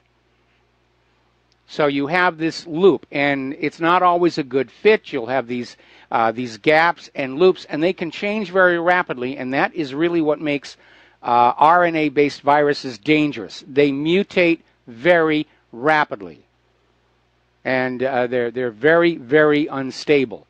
And the research that's been done on them indicate that newly emergent RNA viruses are even more unstable. They can change as much as 10% of their genome in a single generation. So a lot of people have wondered, where did Ebola come from? Is it somebody's idea of a bioweapon and it's being tested and refined? Because if you look at the Ebola outbreaks in Africa, they're in very geographically distant areas where you don't look at a means of transmission from point A to point B. Now, there's a wonderful book called The Hot Zone, which is all about Ebola and the attempt to find a source and identify where this actually came from, or even what the carrier is. But it is nasty, nasty, nasty.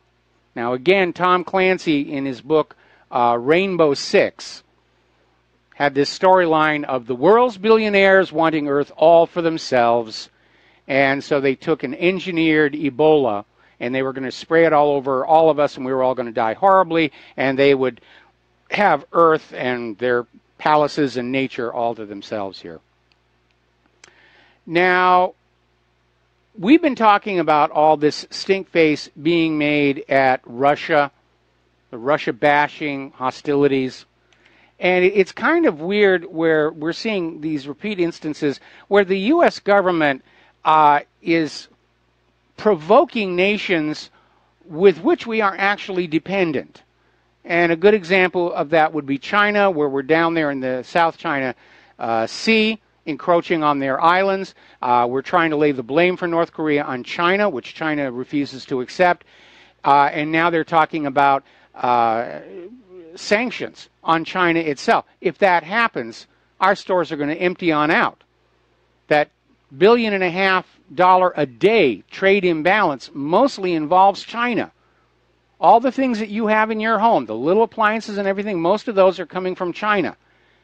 If there are sanctions on China, or if China just decides to stop exporting things to our country, those stores are going to empty on out. So you have, on one hand, you're angering China in the South China Sea, threatening sanctions on them. At the same time, you're asking them to make nice and help with North Korea. Now, there's another area where this is going on, and this has to do with Russian rocket engines. The U.S. is still dependent on having to buy rocket engines from Russia. And apparently the U.S. government spent billions of dollars on defense contractors to produce an American-made replacement. They weren't able to do it. We've actually forgotten how to make good rocket engines in all those years since Apollo. And so you have making all this stink face at Russia, saying Russia's arming North Korea with nukes. At the same time, we're having to buy rocket engines from them, as well as hitch a ride on their rockets to get our astronauts up to the International Space Station. It doesn't really seem a consistent foreign policy, does it? We'll be right back. And aloha, America. Welcome back to the show here, and we're keeping an eye here on the flooding that's going on. Apparently, the police in Jacksonville, Florida, have issued a statement. Apparently, people are trapped in their homes by the flooding. And apparently, they've put out this little statement. If you need to get out and you can't, then you just tie a white sheet to the front of your house so that we know that you're in there, and they'll try and get to you. So it's really kind of a mess out there. Backing up to the war zones here, as you know, Trump is talking about sending arms to Ukraine, including offensive weapons to use against those pesky Eastern Ukrainian republics who don't want to be part of the European Union. And apparently Putin has now sent a reply saying that if the U.S. arms Ukraine, Russia will arm the Taliban. And again, the Russians have got to be laughing their heads off that the U.S. walked into Afghanistan, which is known historically as the graveyard of empires. The British found that out the hard way. The Soviet Union found that out the hard way. And the U.S. is finding it out the hard way. In fact, during his little speech on the 9/11 commemoration this morning, Trump was actually out there saying that, yes, the Taliban is now in more control of more of Afghanistan than they were, right after we invaded. So they're losing there. And of course, you're hearing about the surge. They're going to send all these troops into Afghanistan. If Russia starts arming the Taliban, it is going to be a bloodbath for those American personnel. But we have these two great powers are sparring off against each other. And again, the U.S. does not have the moral high ground in any of this. And you need to go back to Sun Tzu and the Art of War. And it says right there in the very beginning of that book, and that, by the way, it's required reading in most military schools. It says, 2 of the things that a ruler who wishes to prevail in war must have is a military that believes in the moral rightness of the war, so that they will fight fiercely and, if necessary, die in that war. And you must have a civilian population that believes in the moral rightness of the war, so that they will bear the suffering and hardships that war brings even to the victorious side. And the U.S. government has neither one of those. So we're on this path to this incredibly destructive World War III. And again, I'm pretty convinced that future history books are going to say, we were in World War III at this point. They may even go all the way back and say 9/11 started it all. That was the Big Bang that started World War III. Apparently, YouTube is trending a video of Hillary Clinton talking about her new book. It has over 8,000 dislikes. People just don't like Hillary Clinton. And that's a big reason why she lost, along with an awareness of her history. It wasn't white people. It wasn't sexism. It wasn't the media or the independent media. We just don't like Hillary Clinton. We'll be back after station identification. And aloha, America. Welcome back to our show here. Hour number 3. The phone lines are open, 800-313-9443. Let's get some calls going here. Apparently, over at the United Nations, they tried to pass the original set of sanctions that the U.S. wanted, and it didn't go anywhere. So now they're back with what is being described as a watered-down set of sanctions to try and get that through. And personally, I don't think it's going to happen.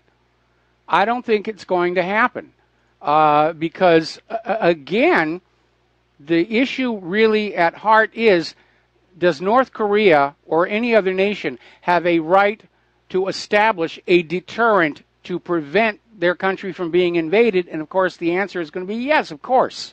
It's just common sense. So they're going to be voting late tonight on a new watered-down sanction resolution. And apparently this new version has dropped the U.S. demands to ban all oil imports to the country and freeze the international assets of the government and its leader, Kim Jong-un.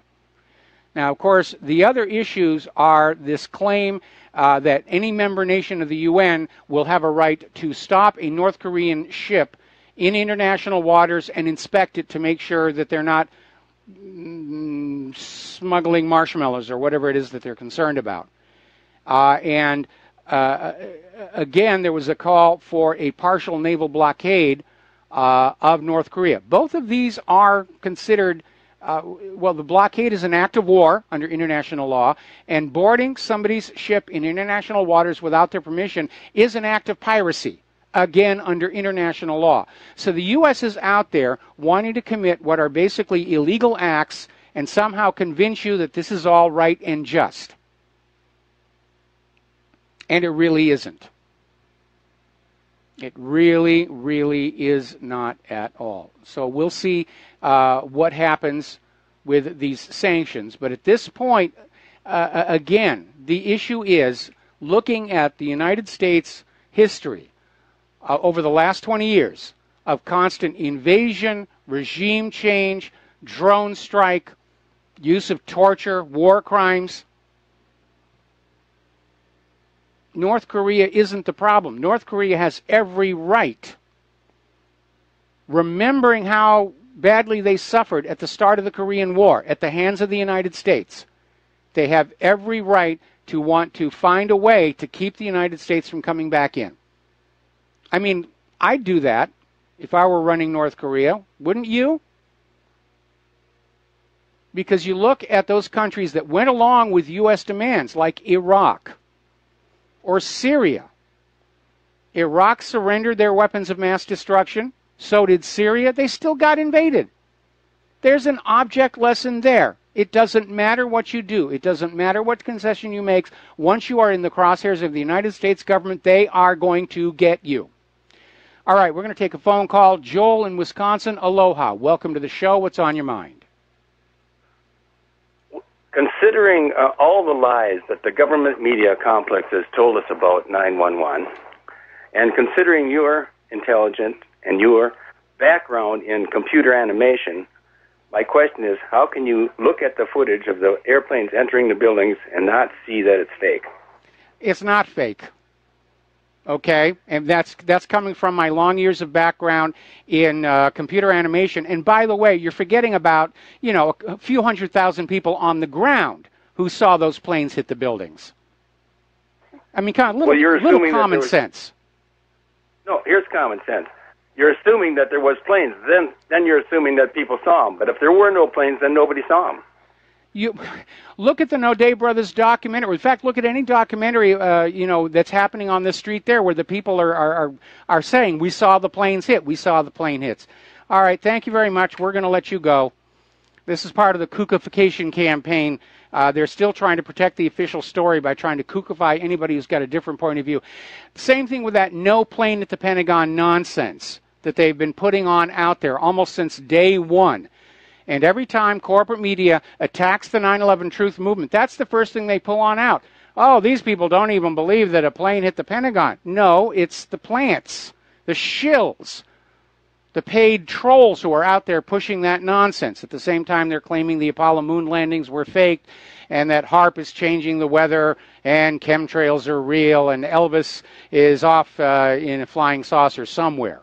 It's called poisoning the well. It's a classic propaganda technique, and that's what they're trying to do. But again, when you come on out and say, oh, these footage all have to be fake, okay, how do you explain all the eyewitnesses? I mean, Claire and I were in New York for the 10th anniversary of 9/11. We took part in a symposium there, and of course, we just met thousands of people who had actually seen the attacks on the World Trade Center, saw the plane go in. And so you can't claim that this was all faked, you know, unless you're willing to say the entire city of New York was somehow bribed to go along with this hoax. It just really doesn't make any sense. Occam's razors at work here. And again, because of my long years in visual effects, the footage is real. With the exception of the one showing a cruise missile hitting the Pentagon, that was a pretty sloppy fake. We're going to do a shout out now to our on-air affiliates who are just now rejoining the network. Phone lines are open, 800-313-9443. And let me just get this thing done here. Now then, for quite a while, NASA has been talking about what is called the M drive. This is supposedly a fuel-free drive that could take humans to Mars in just 10 weeks. Now, it's been theorized for years by NASA, but the space agency has been unable to create a working demonstrator. Now, apparently, word is coming out of China, they've succeeded where NASA failed, that they've created a working prototype of the impossible fuel-free engine. And that would be a major breakthrough because it would really open up the rest of the solar system. If you're talking about weeks to get to the outer planets instead of years, it's a whole different ball game. And then all of a sudden you can start talking about commercialization of space, mining the asteroids. Because there's a lot of raw material out there that if it could be brought down to Earth in some safe landing spot, could be put to commercial use. Probably find a lot of rare earth minerals out there. A lot of fresh water out there. And of course, space tourism. I mean, right now, space tourism is basically you go up, you're weightless for a few minutes, you come back down. That's it. And it only costs you a few $100,000. We're talking like real space tourism. You know, going to the moon for your anniversary. Going on out and seeing Saturn. That would be an amazing thing to see here. Now, so far, boy, September has been a rough month, hasn't it? Fires all over the western half of the United States. Hurricane Harvey, Hurricane Irma, Hurricane Jose, which now appears still aimed at the east coast of the United States. Hurricane, Kiria, which, by the way, has now skipped over Mexico, is in the Pacific and looks to be strengthening, possibly heading our way as well. Then you have these monster solar flares. There's a major solar storm going on. And we're getting these huge flares, which X-class flares that are just interfering with high-frequency radio, power failures. Boy, it's like somebody up there really doesn't like us at all.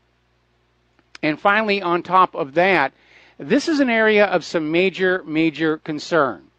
As you know, a lot of people are looking at Yellowstone and the fact that it is a caldera from an ancient supervolcano eruption. And if you study the geology from Yellowstone Lake extending to the southwest, you will see the remains of several earlier eruptions. They're spaced out on a regular period, and not that it really is that crucial.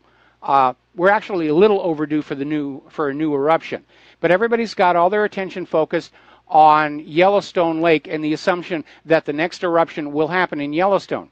Maybe, maybe not.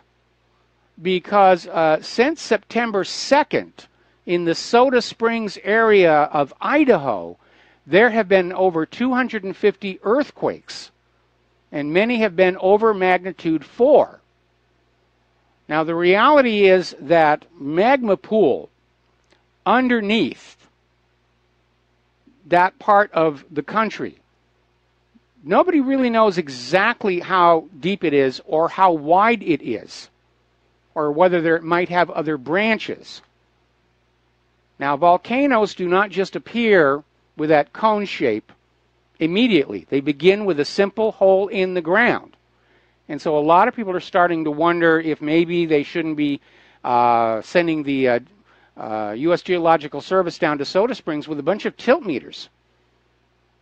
Because it is entirely possible that that giant Yellowstone magma chamber is underneath Soda Springs as well. And it may be looking for a vent there.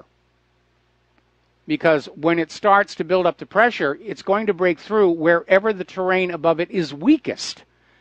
And the problem with bursting through an earlier caldera is that remnants of the dried lava has the consistency of poured concrete. And so if there's a side vent able to open up, and side vents are a common feature on volcanoes. We have them down on the Big Island, where you've got Kilauea Crater is a side vent. Down along Chain of Craters Road, those are all side vents where it's just easier for the lava to come on out there. All right, we're going to take a phone call from Charlie in Los Angeles. Aloha. Welcome to the show. What's on your mind? Charlie, are you there? Yeah, I'm there. Okay, you're on the air. What's on your mind? Oh, what's on my mind is I was wondering, how did Larry Silverstein, you know, he collected insurance on the building and all those dead people over the years. Nobody ever took a shot at him.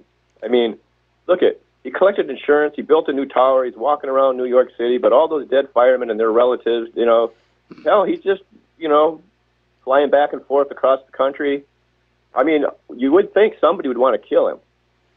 You can't collect insurance on a building where 3,500 people die and not expect anybody to try to kill you. Well, it probably would have killed them. I say there wasn't anybody in the buildings. That's what I'm saying. Well, no, there were people in the building. They found the human remains. They identified them with DNA. The situation is, first of all, Larry Silverstein, I'm sure, has the very best security that money can buy, and he did make out fairly well from the insurance, although the courts did rule against him. He had taken out anti-terrorism insurance on the World Trade Center, and he tried to claim that each of the two towers represented a separate terror attack, and hence could be paid for by the full benefit. The court said no, it was a single terror attack, so he didn't get as much money. All right. Okay, I understand the details, Mike. I understand the details, but the fire department has the keys for every building, and you would think that somebody would have squeaked in there and knocked him off, especially with all those dead firemen. I just don't believe it. The human nature is not involved in this terrorist attack. I never saw one deer. Okay, Charlie, there's no question that Larry Silverstein took economic advantage of 9/11, but that's a long way away from saying that he was personally to blame for it, which is, I think, the place you would have to get to before you would wish him harm. I think you'd be better off wondering, why didn't the United States, after catching these Israelis singing and dancing and cheering and clapping as the towers came on down, why didn't they keep them in prison in the United States? Why did they send them back to Israel? And why is the footage that they shot on their camera still classified? And the obvious answer there is they captured the most important footage is the footage that's not there, and that's people escaping the buildings at the time of the attack. There's no video of people running out of the building. Sure there is. Sure there is. Oh, no, there's not. Look at the Look at the running out of those towers. Okay, we've got ourselves another one of these shills that are trying to say, oh, it's all fake, it's all kooky. Look at the Nodé Brothers documentary on 9/11, and you will see people fleeing the buildings. They actually got into the lobby of one of the World Trade Towers and showed people evacuating. Obviously, the government is very concerned that people are not buying that official story any longer. And I've seen polls, obviously our poll is going to be, it's our audience, and people don't believe what the government says. But I've seen polls just across America where most Americans don't believe the official story of 9/11.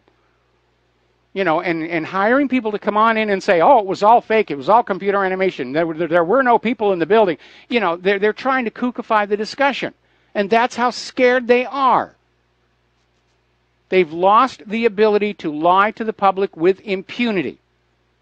And they don't know what to do about it. Because lying is what they do. It's what they've done all along. They don't know any other way to run a country other than by lying to the people. And they're stuck. And if there's one thing that we can point to as a victory for the independent media, it's that we've taken away the government and the corporate media's ability to lie to the public with impunity. Americans are becoming very skeptical of the official story about anything, and that is a healthy thing because the skeptical people are a free people. All right, we're going to take another phone call. Keith in Montana, aloha. Welcome to the show. What's on your mind? Hi, Mike. Yeah, in reference to what you were just saying, I've seen the videos of the people running out of there with all burnt and stuff from that explosion down the elevators and stuff. But anyway, I was going to talk to you today. If you pan out on that USGS map there, or even go to Google Maps, you'll see that Soda Springs isn't too far from the craters of the moon where the old lava flows are along U.S. Highway 93 that runs south for miles and miles from the other, whenever that one there went off. Yeah, but, that's one of the prior Yellowstone eruptions, and it was sort of assumed that the core of the magma zone is continuing to track to the northeast because of tectonic forces. But again, that doesn't rule out the possibility of a side vent. But something is definitely applying pressure to that terrain underneath. Yeah, and if you look at Google Earth there and you look at it, it looks like a bunch of laid down, what we call shale rock over here, that has been laid down at its angle there, that mountain range. Yes. And so, yes, these recent quakes, this, what was it, a 4.3 earlier today, they're all in the same area of that magnitude 5.3, but they're shallow quakes. Some are as low as 3 miles or 3 kilometers. So one would think that maybe something is cracking there to relieve pressure from Yellowstone itself. Yeah, that's the only thing that really makes sense, because the only thing that's under there that's going to be putting pressure on the surface is that magma chamber. And again, they've managed to map part of it out, but that thing could reach all the way over to the west coast and the Cascadia region. Yeah, they said it goes as far as Kennewick in one map there, but from outside of Wyoming clear over to Kennewick there. But because we all, like right where my house is here in Montana, we have like Quinn Springs, Hot Springs, and they're all thermal areas. Yes. So we're probably all sitting on top of it. But I do think, though, that if something happens, it is this one little mountain range there, and it is a mountain range. So that I think if it did something, and it's not a really heavily populated area around the mountains itself, which is good. So if something did kind of erupt there or something, or spill out, it would relieve pressure and probably stop the big one from going off, you know? Well, that all depends on how much gas the magma is saturated with. Because supervolcanoes, you tend to have a lava which is a lot like bottled soda pop, in which there's a lot of gases dissolved in the liquid, and when you take the pressure off, it expands explosively. And that's the difference between your basic smooth-running volcano like we have here on the Big Island and a supervolcano. It's mostly propelled by the gas, and I think if we can assume that the prior eruptions from that magma chamber were highly explosive, that any new eruption breaking through to the surface is likely to be the same. So obviously... Right, and if go ahead. I was just going to say, Mike, if you draw a line from Lincoln, Montana, where we had our latest big earthquake here, down to there, you'll see it's almost a straight line through Yellowstone, okay? Okay, Keith, I'm going to put you on hold. I'm going to bring you back after these words from our sponsors. And aloha, America. Welcome back to our show. And we're just now getting word. Apparently, the UN Security Council unanimously approved the watered-down resolution on North Korea. So we'll have to take a look at exactly what was in there. But apparently, it was something that both Russia and China felt they could live with. Let's get on back to Keith in Montana. We're talking about this swarm of quakes in Idaho that have a lot of people worried if, in point of fact, there might be a new volcano forming there. Because, again, it's just going to start as a hole in the ground. There'll be a hole in the ground, and all of a sudden lava and other stuff will come out of it. Yeah, the other issue, though, if you remember last year, though, it was just a few miles over next to that Craters of the Moon that we had the Chalice, Idaho swarm. Yes. And I had talked to a geologist about that, and I asked him what he thought, and he told me just read Revelations 9. But anyway, what's interesting now is, I think I misstated that earlier, it was a 4.6 earlier this morning, and then a 4.1, and these are shallower quakes. And, you know, it'd be different if they were really far down like that, but it does look like something is cracking rock trying to break itself through the surface. Yeah, it definitely does. And I don't know the hydrology of the region, but it does look like there's some uplifting. And again, the smart thing to do would be putting tilt meters, which actually I don't even think they need to do that anymore. They can actually do the interferometry from space-based radar and see if the ground is actually... is that what they do? Can they see if it's hot from that way, Mike? They can see how hot it is with infrared, but I'm talking about if you're actually seeing a deformation of the surface of the ground, that they can actually map that now with space-based radar. Oh, okay, awesome. All right, well, I'll let you go there, but because you got another break coming up here really fast. But anyway, I did want to say this. Twitter is loaded up with people tweeting their representatives about this. You know, we'd like to thank everyone for all the loss of 9/11. Like that. The people are actually, you can see on the replies and stuff, and actually their comments, they don't believe this, and I think that's why this shill stuff is coming out. Yeah, I absolutely agree. Absolutely agree. They're just trying to keep the lid. All right, thanks an awful lot. Yeah, they're just going through the motions. They're going through the motions. You know, our job is to preserve the official history of what's going on, no matter how ridiculous it may sound. All right, another phone call. Alan in Chicago. Aloha. Welcome to the show. What's on your mind? Hi, Mike. When you're mentioning the two brothers, are you speaking of the two French brothers that were in New York filming along with the fire department? Yes. I have a copy of that on VHS. I can't remember exactly, but it was a full documentary. And I'm going to tell you, you're 100% right, Mike. They started the documentary in the morning. They caught the first plane at low level flying into the tower. Totally, you could hear it. It was just mind-blowingly loud.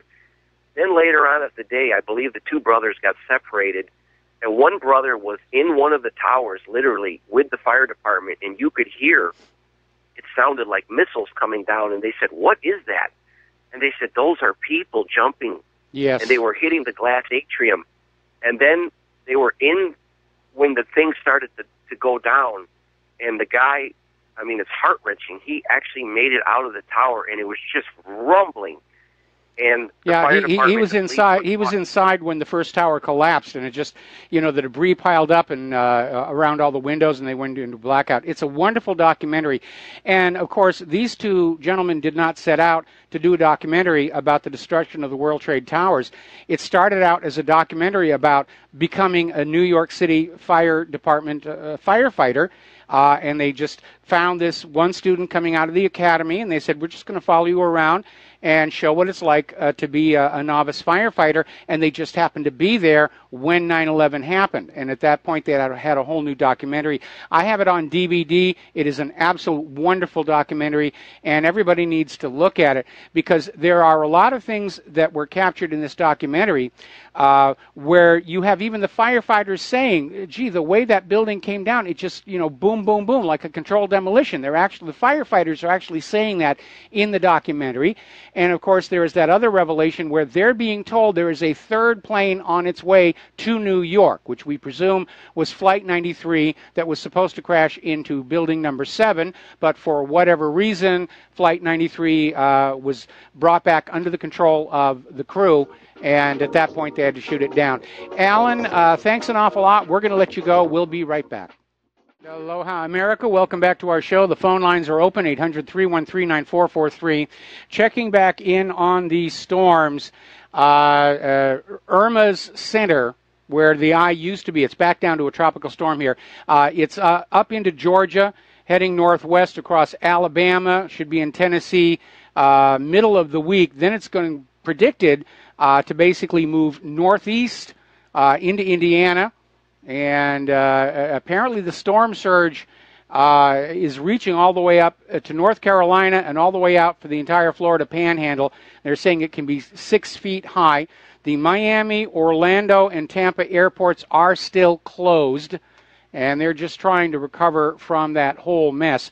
Now, Tropical Storm Jose, as I mentioned earlier, I just checked the track on that one again. And it sort of got out of this wandering around, aimless, can't make up its mind. At this point, it is definitely heading for the U.S. mainland. The current track looks like it's going to hit the Carolinas. So, boy, what a lousy month it's been. Between the X-class solar flares, the storms, Harvey, Irma, Jose, the mosquitoes. It's almost a biblical punishment being visited on the United States of America for all of its military aggressions. And, of course, still looking at those earthquakes up there in Idaho. And there's definitely something going on there as well. So we have to be a little concerned. Meanwhile, Japan is getting very, very nervous over the fact that Russia and China's air forces seem to be flying around their country quite a bit, and they're now talking about how there is now pressure on Tokyo to boost military spending. Every time there's hostility or friction, everybody says, oh, we can't spend the taxpayers' money on the taxpayer. We've got to buy weapons. And I'm sure the weapons contractors, defense contractors are out there just having a field day. You know, these are golden times. A world going to war, we're just going to make so much money, it's going to be obscene. And again, this gets back to this issue with U.S. weapons, because when you go to these weapons fairs, if you will, more and more countries are starting to turn away from the U.S. products, because they've got a very lousy track record. F-22 still asphyxiating its pilots. F-35, huge list of problems still unresolved. Software for the cannon won't be available for another year. Apparently the cannon is so powerful it's actually distorting the frame of the aircraft. And they've temporarily solved that by putting the gun in a pod that mounts on the center line of the belly, adding more weight and bulk to the aircraft. Still cannot get the so-called transparent airplane display to work, line up.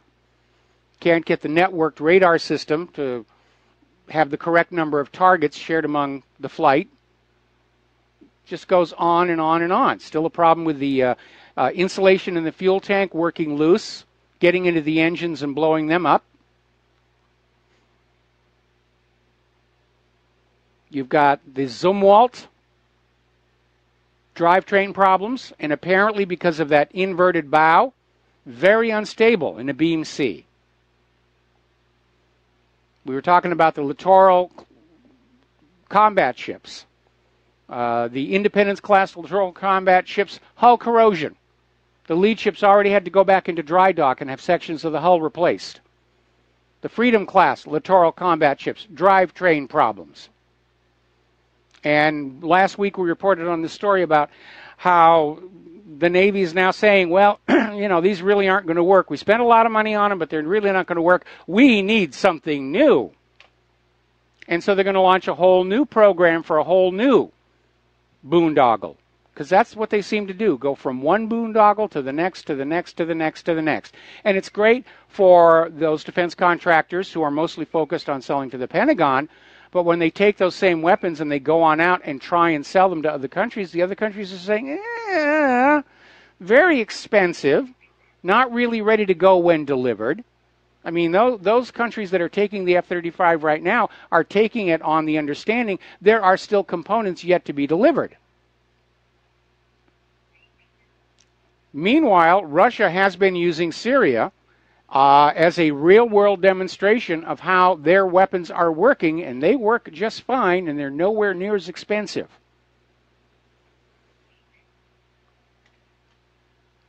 You've got the Gerald R. Ford, the latest aircraft carrier, most expensive warship the U.S. has ever built, full of all kinds of new high-tech gadgets like electromagnetic catapults. New radars, can't get those things to work. And now the Pentagon is admitting maybe they shouldn't have tried putting so many new untried systems in a single hull, because they're saying that, like the littoral combat ships, they may never actually be usable in real-world combat.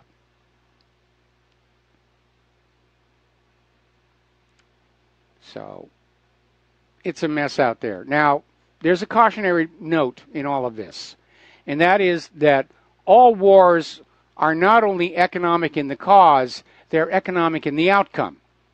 Because the first country to run out of money loses. And if you have built up your military force with these ultra expensive, high maintenance, high breakdown weapons, and you're up against an enemy that has been very cost effective, getting as much bang for their buck as they can, then you're already at a disadvantage. But it almost seems like Washington, D.C. has gotten itself into a real corner. We're seeing all these indications that the economy can't be propped up anymore. We're hearing these rumors about how the first of the year, the United Nations and the IMF are going to say we need to move away from the dollar-centric global reserve system. Venezuela's dropping the dollar. All sorts of other countries, the BRICS nations, more countries are signing on with BRICS. It's only a matter of time before it falls apart. And so it seems like out of an act of sheer desperation is why the U.S. government wants to get a major war going, in the hope that it will somehow magically fix the economy, which it doesn't. It just builds up more debt, or at least have a distraction and somebody to blame for the economic crash. It's not our fault you're hungry and homeless and jobless. It's those gosh darn Russians. It's those gosh darn Iranians. But when you look at just how desperate it seems the U.S. is to start a major war somewhere, anywhere, North Korea, Iran, maybe Russia head on, you can almost smell that desperation to get a major conflict going somewhere. You've even got the United Nations out there saying that Iran is complying with the P5+1 deal. And yet you have the U.S. war hawks out there screaming that Iran has to be invaded. Why? Why does Iran have to be invaded? They're not a nuclear threat to the United States. They're not a threat to to the United States anyway, other than that they sell their oil for currencies other than the dollar. And they're one of the few remaining countries on earth that do not have private central banks.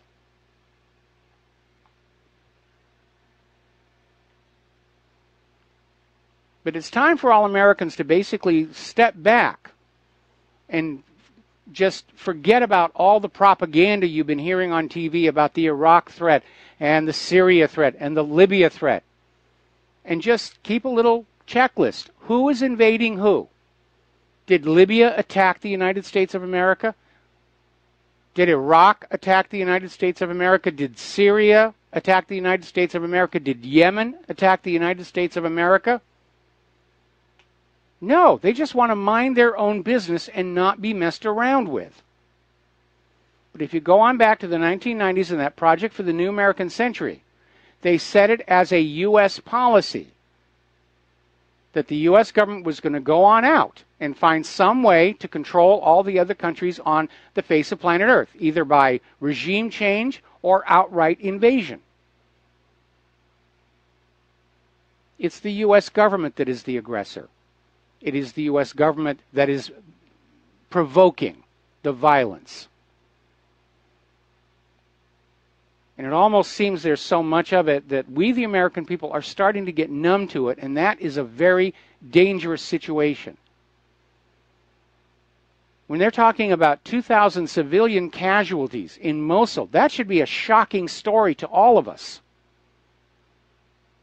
We shouldn't allow ourselves to become numb to the horrors of war, especially horrors of war crafted and created by our own government in our name. It's very important we, the American people, continue to stand up and say we do not support these wars.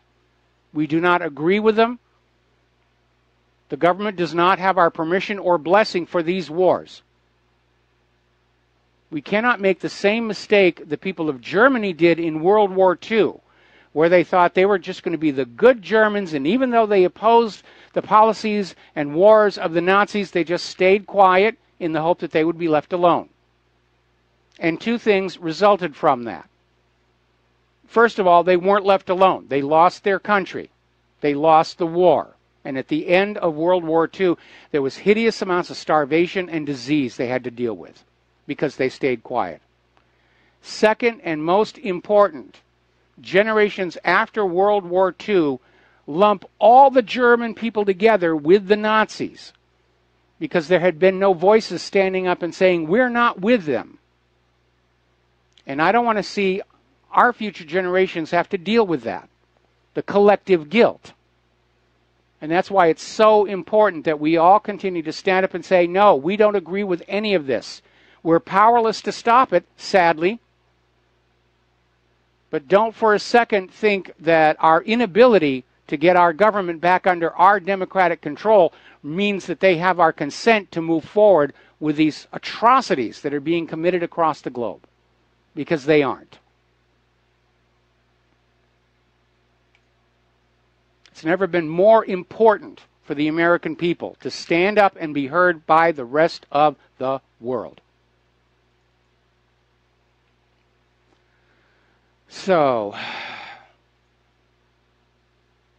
let's see. Got a comment here about the Larry Silverstein caller. Just for your information, the guy that called about Larry asking why no one attacked him for 9/11, he called into John Stadmiller's show a few months ago and almost verbatim said the same things on John's show. In my opinion, he's either delusional or a paid shill. Well, yeah, that's big business. Public relations firms are paid to lie on behalf of the government. They're paid to provide people for talk shows or online blogs to argue the government's point of view. And you have to wonder what kind of a human being is willing to accept money to just go on out there and lie about these things. Because it's not like it's a little lie like, do I look fat in these slacks? We're talking about people who, for their 30 pieces of silver, are messing with the future of our entire country. And that's what's going to happen. If they succeed in helping the government lie us into a new world war. Millions are going to die, and part of that blood is going to be on the hands of all these paid online shills and paid phone callers into the radio programs. So, somebody just sent me a map of South Yellowstone with all of these little quakes and everything mapped on out. Yeah, if I were living in that part of the country, I'd be concerned. Actually, if it's a supervolcano eruption, we should be concerned wherever we are. There's really nothing you can do about it. And somebody wrote in to ask about Larry Silverstein's comment about Pull It, and asking if he had a dentist appointment that morning. All right, well, what that was all about, Larry Silverstein was giving an interview about how World Trade Center 7 came on down. Now, remember, prior to 9/11 and ever since, no steel frame building has ever collapsed from fire. Only on 9/11 are we told that is what happened. And there was a lot of confusion going on. Again, there's that 26-minute delay between when the BBC reported Building 7 had collapsed and it actually happened. Somebody got off the timeline, and maybe they hadn't gotten the building fully evacuated. Remember, Giuliani actually was on video saying he'd been told the building was going to collapse. Then later on, he denied it. And there's probably a good reason for that because, again, going into 9/11, no steel frame building had ever collapsed from fire. Building 7 was built extra strong and fireproof because it held federal offices. There was no way anybody could know it was going to collapse unless they had their finger on the demolition switch. So Silverstein was caught on tape talking about how they decided they were just going to get the firefighters out of Building 7 and pull it. And a lot of people seized on that because pull it is a slang term from the world of controlled demolition, meaning bring it down. Okay, we're going to take another phone call. Craig in Seattle, aloha. Welcome to the show. What's on your mind? Thank you, sir. I was wondering if you could touch base on the report of the 2,000 pounds of explosives on the George Washington Bridge on that day. Well, there were a lot of weird reports going on that day. There was even supposedly somebody in Arab clothing that was seen walking along the bridge, which is like, what is Arab clothing? Was this guy dressed like Lawrence of Arabia or something? Which, again, right from the beginning, they were trying to sell, Arab Muslim terror, Arab Muslim terror. We know that a lot of these trucks that belong to urban moving systems tested positive for explosives.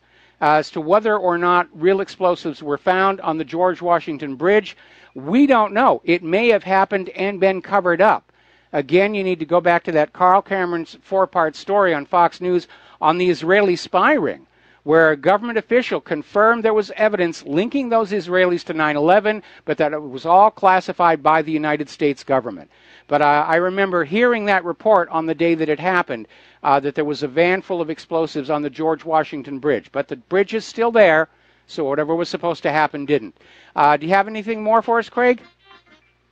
Yeah, just, there was confirmed by the New York City Police Department and the FBI field office of the New York City. And also was on, and the reason why I remember seeing it on TV. Okay, I'm going to put you on hold. I'm going to put you on hold. I'll bring you back after the commercials. And aloha, America. Welcome back to our show. We're still talking with Craig in Seattle. And we're talking about, there were a lot of things being reported on 9/11. And yes, one of them I remember was this report that there was a van full of explosives on the George Washington Bridge. And it got a lot of coverage. And then all of a sudden it went away. And I would theorize that the police actually found the van and discovered that whoever was driving it didn't line up with the official story of Arab terrorists, and so that's why that story had to vanish. Well, yeah, even though they were attached, that van was to the urban moving, pardon me. Yeah, urban moving system. Company? Yeah, urban moving system. Was that van attached to them? Was it linked to that? Yes. They were. Okay.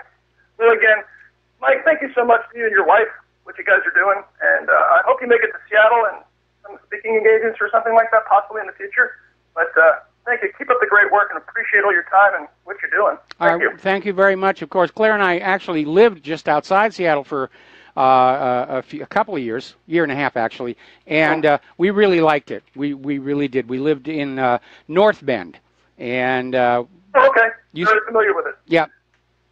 Okay. Well, thanks an awful lot. Beautiful. Thank you, sir. All right, we'll let you go here. Now then, over on whatreallyhappened.com, people are starting to post follow-up stories on 9/11. Apparently, somebody told the Prime Minister of Denmark the first tower was going to collapse. Who told him and how did they know? Now, remember, those World Trade Towers were designed to survive being hit by a plane because there was actually an incident where a B-25 crashed into the Empire State Building. And even though the area is technically a no-fly zone, anything is possible, and the World Trade Towers were designed to survive a direct head-on impact of a fully loaded, fully fueled Boeing 707. And the 757 is a somewhat lighter aircraft. Apparently, Microsoft's self-learning robot decided that 9/11 was an inside job. So who says computers aren't gaining intelligence here? The Office of Emergency Management issued a collapse warning for World Trade Center 7. How did they know? How could they know when no steel frame building had ever collapsed from fire prior to 9/11? Especially a building that was built extra strong, extra fireproof, extra rugged because it held federal government offices. Somebody posted a video of some of the eyewitnesses to the World Trade Center lobby explosion. So this idea that there are no witnesses, that it's all fake and everything, that's part of the poison the well propaganda tactic that they're trying to use to sow discord and just keep everybody arguing about whether or not there was a plane at the Pentagon.